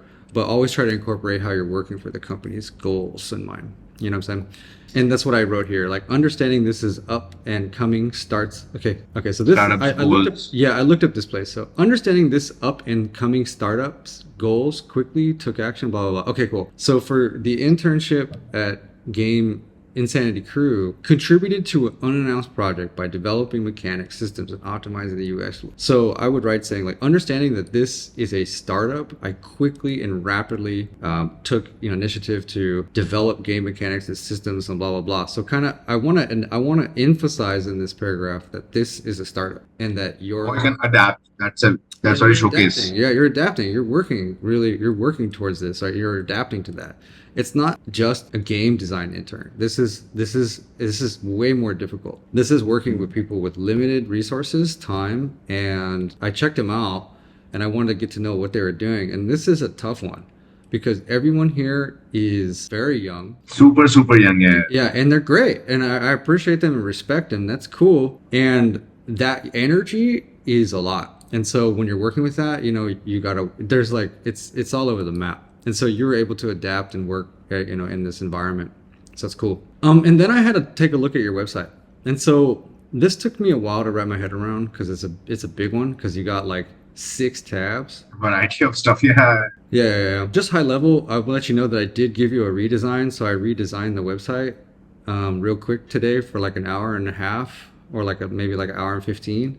I'm going to show you what I did, and then we're going to talk about yours a little bit. I love this art, but I would always avoid being a little too cute. That's just my style. But then again, you know, you got guys like the guys who made South Park. They're a hit and they just do whatever they want. You know what I'm saying? And so, you know, you could either be the type of creative who's so fucking awesome, you could just do whatever you want. And people are just like, yeah, come on, work with me, you're dope. Or you might have to button things up a little bit. And so if I were to go work on a website, which I don't have one, but I'd like to make one.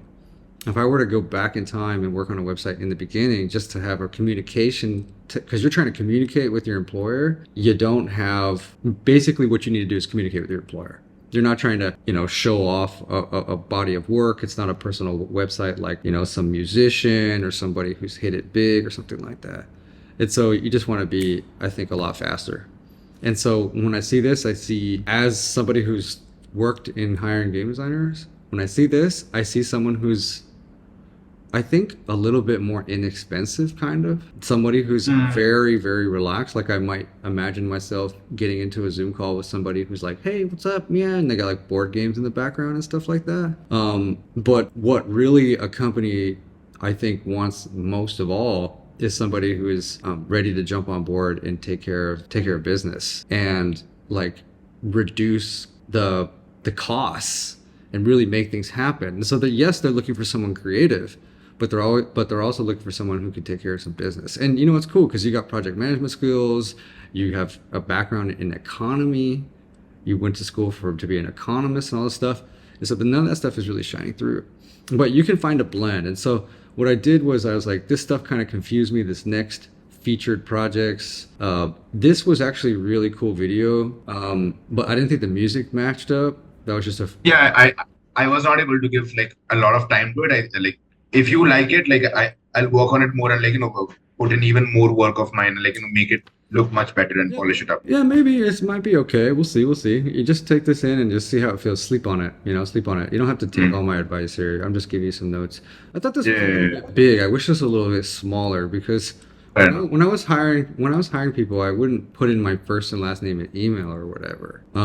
I would just use LinkedIn. You know, that's how I've always done it. It's always worked out. And then I decided that these other pages, I was going to try to make them into one page. And so the about me, I thought your about me was fine. I don't recommend this photo, even though it's fucking sick. Like I love your outfit. No, I'm serious. It's a dope photo. I love your outfit choice. I love the turtleneck with the jean jacket. I got a jean jacket like that. And I love the necklace over top. It's super sick. It's a great looking photo. But again, I just don't recommend this kind of stuff personally. I mean, maybe, but like when I was trying to raise money for a company, I kind of didn't want to come off like, you know, because we're talking to investors and that stuff's kind of crazy because you're like I said, like your knees are banging under the table. This is smart dudes and they're throwing all this big shit at you, and you know they're gonna look at your LinkedIn, they're gonna try to see, should I invest in this guy or whatever, and so they would most likely invest in this guy down here more than they're investing in this guy right up here.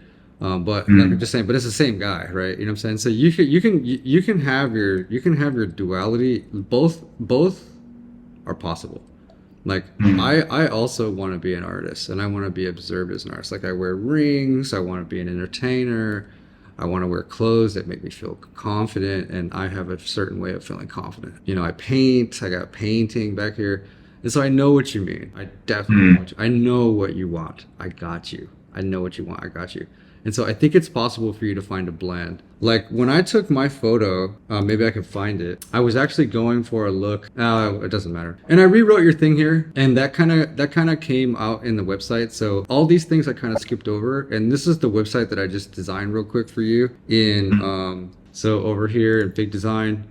I was inspired by a Supercell. I really like the lines and the space it has. And I also love how their characters sort of break this mold. And I recently studied this website not long ago to help work on a website that I was involved with. And so I had it kind of fresh. But I love how this character breaks the mold and then breaks the mold. And then I love how it does it again here. And then it just says stuff so elegantly. It's just like title, text. Consistently do that, yeah. Text. And so I really enjoyed this. And so what I did was on the left, I just grabbed any old silhouette and I imagined this would be you in your new photo. And then I took your name and then I wrote that about me right here. Hi, I'm blah, blah, blah. And it says, I'm about to complete my master's, la la. It's basically what you said, except a little bit shorter. And right here, I was going to suggest to you that this would be a video. But I'll talk to you about that in a second. It says, let me serve you. I want to help your company succeed and add value as quickly as possible. So it's a direct match. We already went over this. So it's a direct match. Yeah, so some familiarity there. And then it says, let's get it done. And now this is a character art from you. So remember how I said get a character that breaks the mold? I just put this shape here. Yeah. I don't know what this shape is. I just didn't have a nice character. I did try to grab one of your things. You see this? I like cropped it out. I noticed. Yeah. Yeah, that's your shit, right?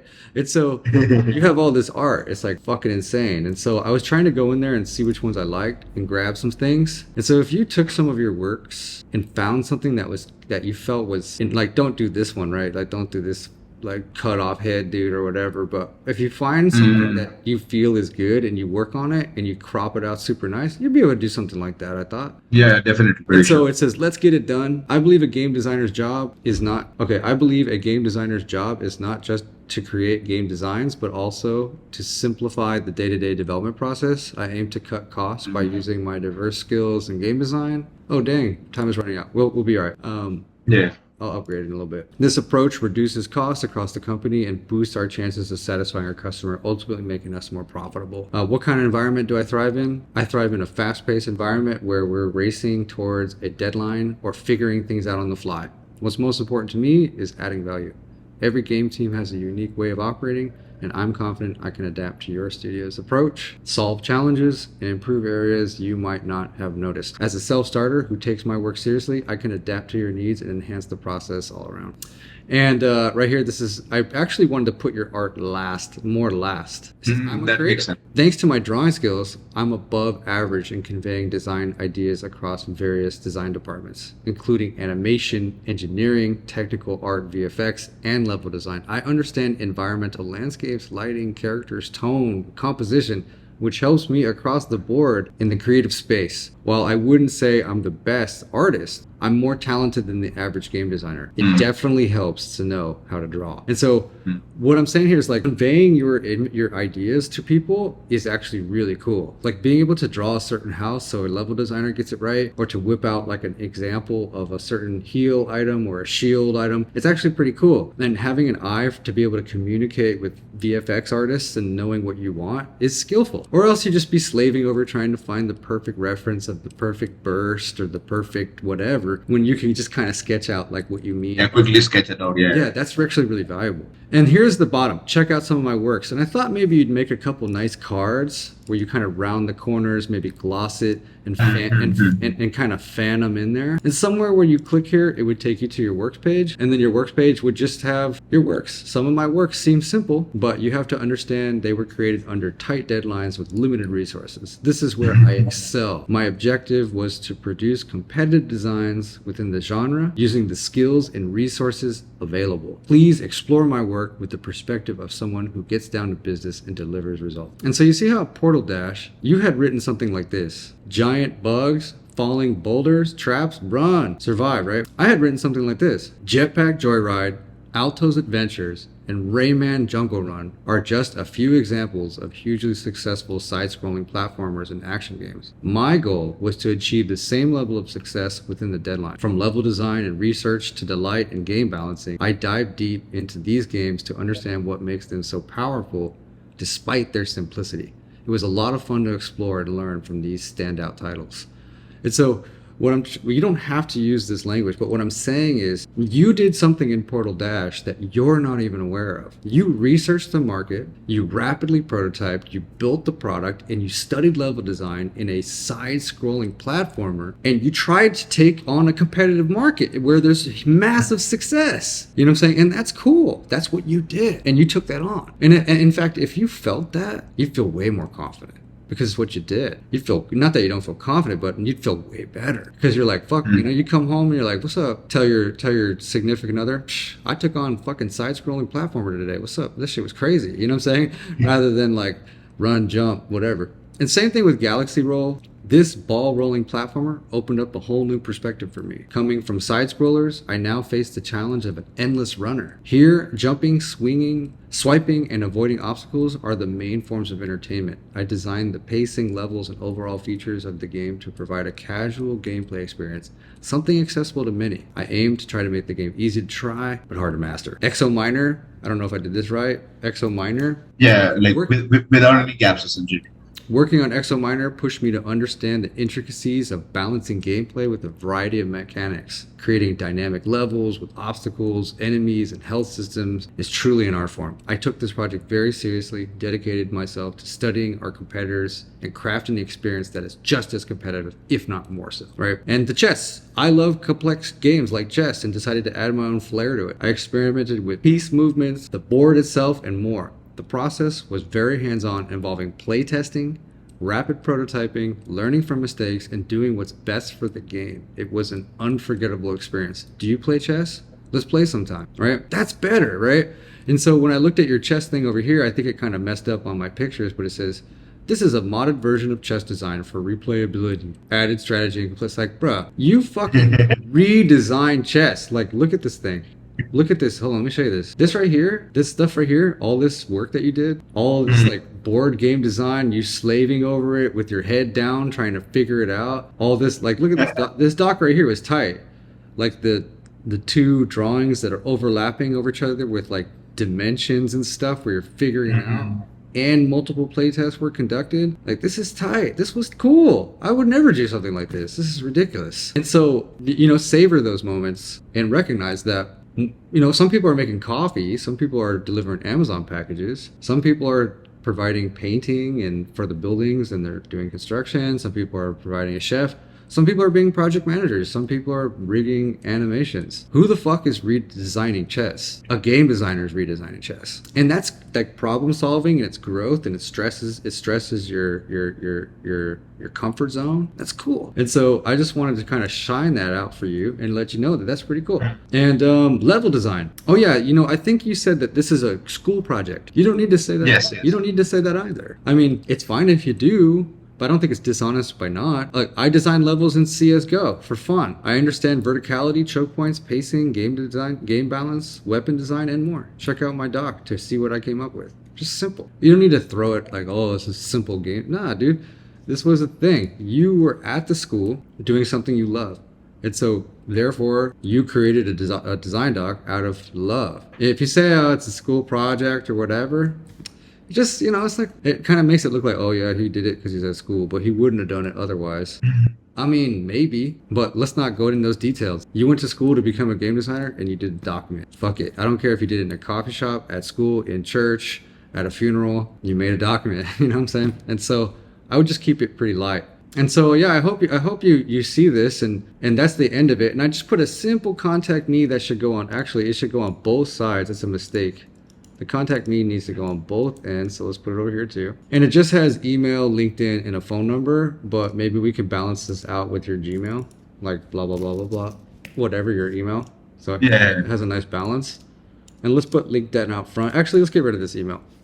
Really? Maybe the email's already there. Let's just back it up. I forgot. Let's just back that up. I think it should be, I'd probably swap. LinkedIn first, perhaps. I'd probably put LinkedIn first. And then this contact me, you can have fun with this. I've seen some cool photos here. Like, you can take another one of these and, you know, have it like, Yeah, somebody like one of my characters waving hello or whatever. yeah, something like that. You could do that. But, you know, you don't, but this is just website stuff. This website stuff is not going to like save you. It's not going to be like the end all be all. But you said, hey, you know, I want to try to get hired. So I saw your website and I was like, maybe I'll redesign it. Yeah, this definitely helps. Like, I actually was struggling with the idea of how do I bring together like so many explorations and so many like, you know, types of media I've been exploring. Like, I was wondering how do I bring all of that together. Yeah. Like, and now what do I do? Like, is there something I can do? I was wondering the same. I was like, what the fuck do I do? There's so much shit. You know what I'm saying? This might be a format that helps. True.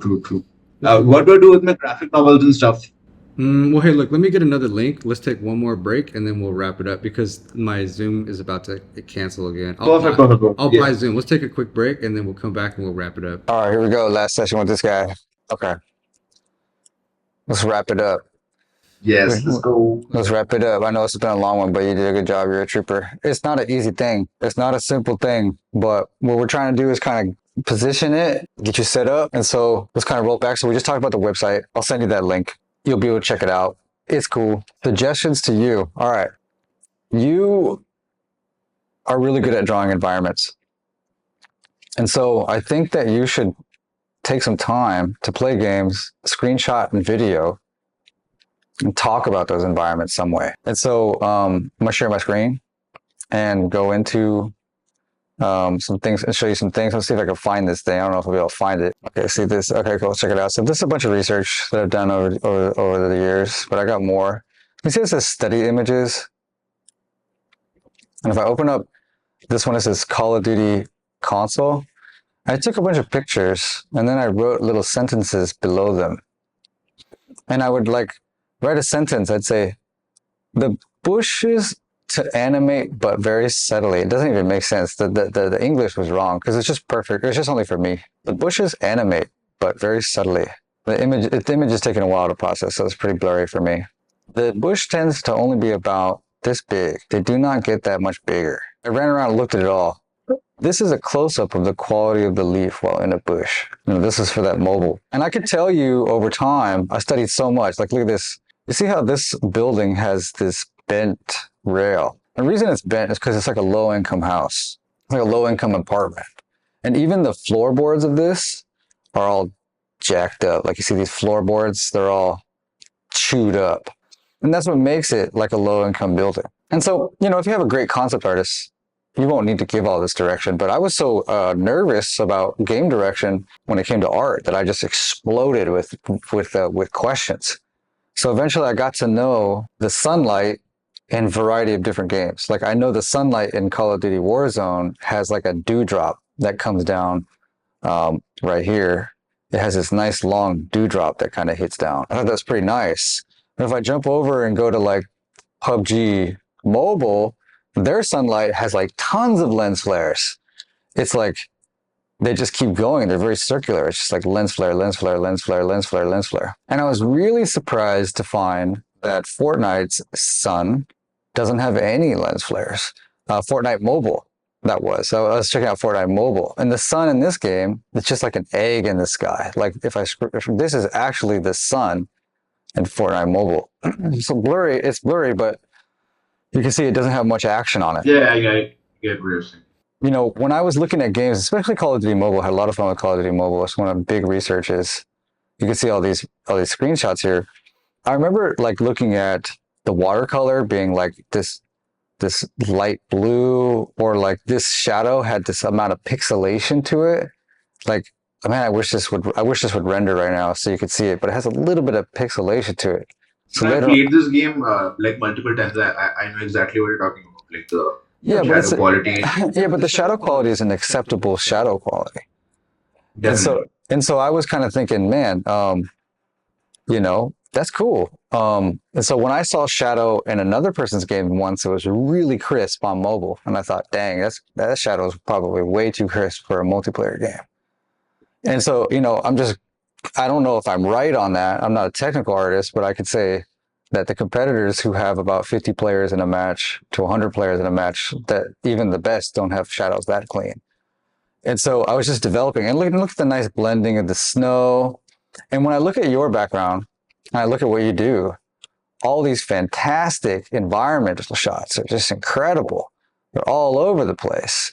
I mean, look at these things. They're cool. I wish I could do this stuff. The northern lights, the peaks, the mountains. And so I think that you could actually be very entertaining to watch. Imagine if you had a company in Europe that you decided to check out and you liked them and they had games. You wanted to say, I want to talk to you about, like you want to make a video or a post about the beauty of the rocks and the trees and stuff like that in these games. That's actually a valuable thing that I think that I would suggest that you consider because it helped me. And this is like low-end mobile, high-end, low versus high environments, like what makes a nice low-end, like a low-end device environment. And you go, dang, Garena Free Fire's new update is actually pretty good for low-end, la la la. Stuff like that could be good for your career. you might notice the skybox. You might want to annotate it, like take pictures of it and annotate all the composition and just like really fall in love with it. You also like characters. And so I think you should do the same thing with characters. And so I don't have a study of characters to show, but it's basically the exact same thing. Yeah, essentially the same. Like trying to like notice subtle things that do bring out the narrative in these characters. Well, not just that, you can also understand the monetization of the characters. Like there's recently Call of Duty released a character called Black Cell, and it had glowing eyes. And so believe it or not, concept artists don't know these things all the time. I've worked with concept artists that are great at making concept art, but they actually are not watching the market. And so like, I remember Easter for the finals recently. It was a very nice Easter outfit. And I also remember Easter for Call of Duty Mobile and Easter for a game called Vigor, where they gave these bunny ears and stuff. And then just in general, you could start recognizing patterns. Like I work with a team and they've chose this art. They chose this character. They're like, oh, we love this character. And I opened up Green of Free Fire and I said, look, the splash screen of Green of Free Fire was almost exactly like the concept art that they decided they liked. And so they weren't able to position their characters in the market that well because they didn't have a great grasp of everything that was happening. Mm-hmm. And so what makes a character bad? What makes a character desirable? Because you have to design some characters that aren't that great to make the end of the battle pass, that juicy character. How do you make the character juicy? What is it about it? Oh, you could say, oh, it's heroic. It's cool. Oh, it's mystique. It's stealthy. Yeah. Those are great words. But what the fuck is it going to be this season? Is it going to be a cape? Is it going to have a bone in the cape? Is it going to flap around? Is there going to be VFX on it? Like, what's going to really make it cool? Or is it going to be kind of subtle? Like, do you want your characters to be that crazy that quickly? Sometimes if you make your characters that crazy that quickly, like I just loaded up Call of Duty today and the characters are fucking insane now. But that's because the game's been running. Going all over the place. Yeah, but it's been running a while, so they need to. And so you as a game director, if you were going to work on a title, you don't want to take the company's IP into something insane right away. And so you got to know how to dial it back. If you got somebody like, yeah, we're going to do a clown with a tongue hanging out, it's like a clown tongue, you would be like, actually, no. I've been studying characters for the last 5 years. The clown was used in this game and la, la, la, what we're going to do, blah, blah, blah. And so you have a lot of art and it's amazing, but it's your own personal art. If you went to your phone and downloaded a bunch of games that were live opt, like, I don't know, Arena Free Fire, Call of Duty, PUBG, Brawl Stars, anywhere where they're releasing characters, you download them and you check them out and you keep up with it frequently. You have to kind of check them out and be curious about it. Keep the notifications on, see what they're doing. They're like the new Diwali skin, the new Christmas skin, oh, the new New Year's, Cyber Monday, Thanksgiving, Black Friday, all of those live ops. So I think it would be great if you took your passion for environment to love it, because that's really good for world building. And then also you took your passion, your knowledge for characters, and you really dug into that. Like what makes Halo characters? Why is Halo and Warframe so different? Like those Warframe has those nice alien smooth shapes. Halo's more, bold and whatever. You have the language for that I would never have. And that's incredible. So I would suggest that you do that. You might have to choose, I wrote down, because if you do UI and you do systems and you do game design, you do game balance and stuff like that. Oftentimes I was having such hard time hiring designers. At one point I made a chart and it showed a picture of a spreadsheet, a picture of level design, a picture of feature design. And I was like, which one are you, man? Because if you worked on a match 3, you could say you're a level designer, but do you really, really want to make levels all day? Like in a shooter game or like in an MMO.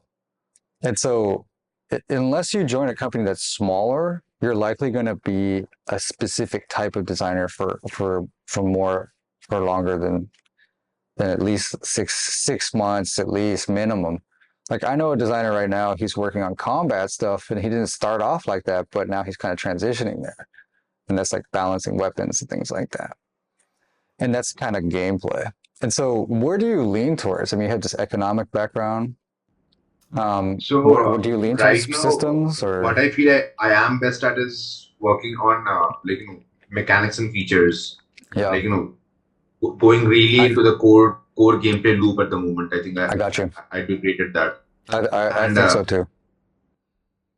and also like eventually, but like I don't think I should try and focus too much on that. But I'm trying to like understand how I can create a niche where I provide these things that you said, that I can provide a lot of insights regarding what the visuals should be like, what they should feel like.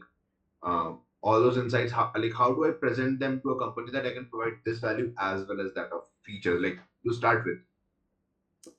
Well, it depends on the company, and depends on the way that you research yourself into that company. Like I said, I spend a lot of time researching my way into a company. And so if you're going to go to a Ludo company, they might not have much art direction needed.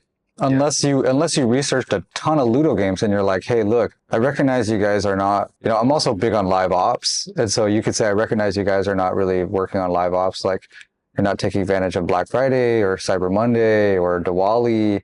And so there's ways to decorate the Ludo board that are fun, and sometimes some games, even if it's just a dice rolling game, they'll change the dice or they'll change the splash screen, even if they have very limited resources. And so it depends on the company, but if you want to be someone who's giving inputs, that's actually known as like either game direction or art direction. Like I said, you can grow into that role even if you became a feature designer and you were like sitting close to engineers and you were like learning about, because a good art director can concept, and also a good art director knows about the ins and outs of 3D, the tools, how to instruct and help concept artists do better job, and so if you don't have better concept art than your concept artist, then that's okay. There are art directors who hire people who are better than them by a lot, but I can say that your art does have a way to go to be as good as some of the concept artists that I work for. You should research your company in Europe. You should research those.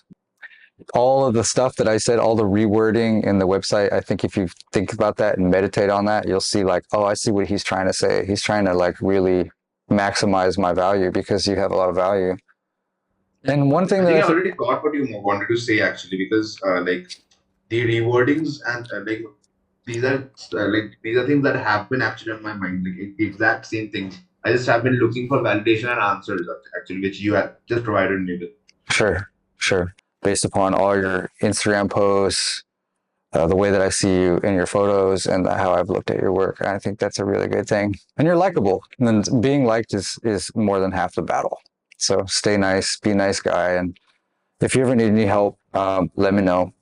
Definitely. If you're ever going to interview and you have some questions or something like that, just reach out. But I think you should, and I'm also going to reach out to a guy I know. He's a recruiter, and I'm going to let him know that I met someone and that I think that you're a cool dude, and I'm going to ask him if he has any work. So I'm going to put some feelers out there for you too in the recruiting world. Is it someone from some specific company? Yeah, it's a friend of mine named Joseph Cairns. Okay. And he's a big mover and shaker in the India gaming space. He's very, very, very, very, how do you say? Influential. Very professional and very seasoned. And so he knows all the positions. He works with a ton of clients. And I'm just going to say, hey, I know this guy. I'm going to send him your way and see what's up. Maybe he'll take you on. Maybe he won't. We'll find out. But I'll keep my eyes. I'll keep my eyes open. That would be incredible. What was the name mentioned in Joseph? What exactly? His last name is Cairns, Cairns. Okay, Joseph Cairns. Okay, got it. Perfect. I'll look this person up too. Yeah, look him up. He has a really good YouTube video on like compensation and stuff like that. Oh, and one more tricky question. Are you talking compensation with these companies? And are they rejecting you because of your ask? Perhaps, honestly. It's a tricky subject. People really want to know about this. But I believe as an intern, I'm asking for like a very just enough to survive in Bangalore. Like I only ask for like 60s and 70s honestly at the moment, which I think is doable for an intern. What is that lakhs per annum? If 50 lakhs per annum is 6, so if I bring it up to like 70, so it comes up to like, I don't know, somewhere around 8, which is I think like a bare minimum to start out with, right? No, I think that's probably about right, for being brand new. But these things are sensitive for sure, and it drives people up the wall. And I don't make the rules. I don't make the rules and stuff like that. And I wish I did, because it would be different. Because then I'd make a bunch of money. But that's for that's for another conversation. Maybe we can conversate that on that another time. But I could tell you, like, I've seen designers go from 8 to 10 to 12 lakhs, from 12 to 15, 15 to around 20. You know, I was working with a guy once. He had some doubts. And he's like, I want to make 30. And I was like, why not? You know, he was like all amped. I was like, how much do you want to make one day? He's like, 30 lakhs per annum. I was like, of course that's possible. Of course that's possible. It just depends on the kind of value you add. The type of value. The type of value. Anyways, that's good to know. And so I think you have a great attitude and in a most likely reasonable price. And I'd say start in that range. If you ever need advice on how to get out of that range and go to another range, I can help you on that. But it's like a whole other topic, because you got to put in the time. And sometimes companies don't do annual appraisals. Some people do. Sometimes you get in right with a big game, and then the game blows up, and so you might be looking at a nice bump. Sometimes you take on a lot of live ops like responsibilities, so you'll be running events and stuff like that, so people need to keep you around because you have all this proprietary information to the company's tools, and so you become embedded in it, so they'll pay you more to keep you around because they know that you're becoming a hot commodity because the game's blowing up. And then I think the most popular way of making more money in India is just leaving your job to another company. It happens often. It happens often. It's like every 1.5 years on average. Last time I researched a bunch of resumes, people will stay at a company for about a year and a half, switch companies, unless they're at a bigger company like Rockstar or something like that. They might stay for like 4 or 5 years. And then there's the odd guy that'll stay for like 8 years or something like that, which is cool. But it's whatever you got to do to, you know what I'm saying? You got to play the market. So I don't hate on that. But so I think starting where you're at is actually the right place to start. And, you go from there, and then you think long term. Well, damn, we did it. That's all my feedback, bro. It was so much fun. I loved it. Hey, I think one of the best things that I'm taking away is the way you research also, like the way you put my work together. I think I'm gonna carry that forward, like in how I break down games and stuff too. Cool. Like the segmentation of thought, and like how you put everything together in one place for you, really brainstorm. I think I am getting what you are talking about along with the way you work. Yeah, thanks, man. I really appreciate that. This could have been a 30-minute call where I'm like, yeah, man, la la la, or whatever. And I'm not sure how some of those things. I don't know a specific example, so I can't really hate on a specific example. But I can imagine a different scenario because I do have a bunch of experience. I have seen a bunch of shit, and I'm trying to put myself in your shoes. Like, what if I was like just starting out? It's so. I know this call is getting a little long and we're fatigued, but I really do think you should check out that idea on commenting on characters' environments and then aiming those comments towards companies that you want to join in the future. Because if you decided to start a YouTube channel where you were like, it was, even if you had no followers, and you were to go apply at Creative Assembly after you made 50 videos plus of all of your, elegant, well thought out thoughts on their environments and characters or whatever, they'd be like, dang, this guy's all about it. And they'd fly you over there in a heartbeat for sure, because you're just so passionate. They'd be like, fuck, this guy knows more about our game than we do. That's how I wanted to be in my life. Like when I met Krafton, the creators of PUBG, I wanted to know PUBG more than they knew PUBG. I studied PUBG Lite, PUBG New State, PUBG 2020, 2021, 2022, every map, every gun, everything. I studied every single thing. And I just dropped a mountain of information on them as quickly as I could. And it worked out for me. There's other ways to do it. And so, let me know how your interview goes. Just message me on WhatsApp.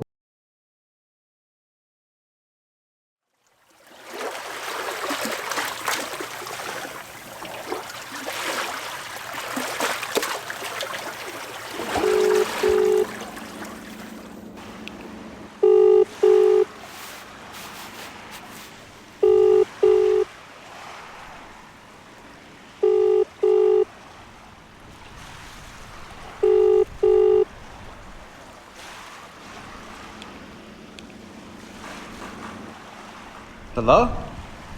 Hello, hi Paul. Can you hear me? Yeah, hey, what's up? Hey, Hey. I'm doing pretty good. Yes, I can hear you. Hey. Can you hear me? Yeah, what's up? Hello. Hey, I had to call you right now, man. Hey, so what, Yeah. you got the job or what? Yeah, man, I got in finally. Finally, I got in. Thank No. you so much for all the advice of yours. Hey, this is so cool. Yes, Hey, I'm very so- excited. did anything I say help? Of course. Like, I mean, it definitely helped me act more stoic during the interviews after that, you know. I mean, I was in a very, like, as I already pointed out, I was in a very unsure place in my mind. And after that, like, you know, when I had conversations with that company after the, like, you know, after that point, after sitting with you, like, I believe I acted much better, and I did that, like, you know, did all the assignments after that much better. I was able to deal with my own mind much better after speaking to you. Oh my God. So you Yes, it all worked out. so you got the job. Yes, I am in. Like I said, foot in the door. I think that's most important right now. Well, hey man, I just wanted to call and congratulate you. Cause you know I was I hope you can hear me properly, right? You can hear me, right? yeah, I can hear you good.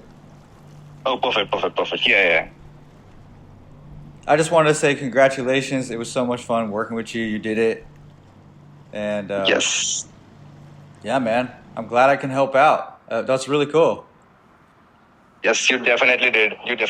Like all of your words have been put to a great amount of use. None of your words went to waste. Hey, and you know what? And you're overqualified. You're overqualified, and it's true. You're overqualified, and anybody would be lucky to have you. If I was building a game design team, I would be so excited to have you on board. And I'm so happy that it worked out. I'm so glad. That's so good. You know, maybe I'll hold you to your word. Perhaps a few years down the line, you know. Yeah. You never know. Yeah, you never know. You never know. Maybe we'll make something great together. And Yes, I'm gonna definitely. I'm gonna hold you to it. I want to get on a call with you and learn how to draw and stuff like that. And if True, definitely. if I'm ever back in India, I'll hit. You'll be like one of the first people I hit up. Oh my God, that would be amazing. I would love to meet you. Yeah, for sure. Well, hey, I don't want to ruin. Yes. I don't want to take up all your evening. I know it's getting later there, and I just want to say that's so exciting for me. Every day I woke up, I was like wondering how's it gonna go from here. Blah, blah, blah. It was a pleasure talking to you, and it was just so much fun. And I'm so glad that you got your foot in the door and got yourself a job.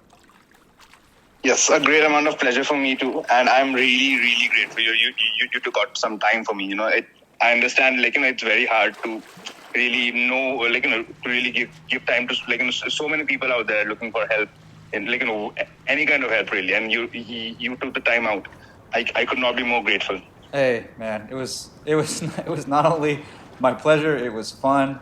It's my passion. I love game designers. I love creatives of the gaming industry. Yes. I care about all of them, and it was just so much fun. So yeah, man, let's keep in touch. I'll be texting you and stuff. Maybe we'll jump on Definitely. we'll jump on play some games here soon. And well, hey man, appreciate you, man, and just so cool talking to you. And you really lifted my day. It's only 8 a.m. here in Seattle, so I'm about to start my day, and just so happy, man. So happy.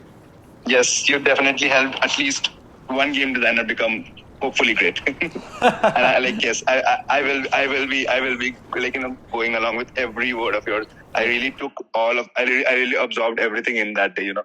I will be implementing everything I've heard from you. Okay, cool. And let's not stop here. There's plenty more I can help you with in the future, and just let me Yes, know if definitely. you have any questions. And yeah, man, let's keep in touch, man. Awesome stuff. Yes, Awesome absolutely. I definitely will. Hey, much love, man. I'll talk to you again soon. I just had to call you. Thank you, man. Yes, definitely. Have a great day. I will. Great night. Later.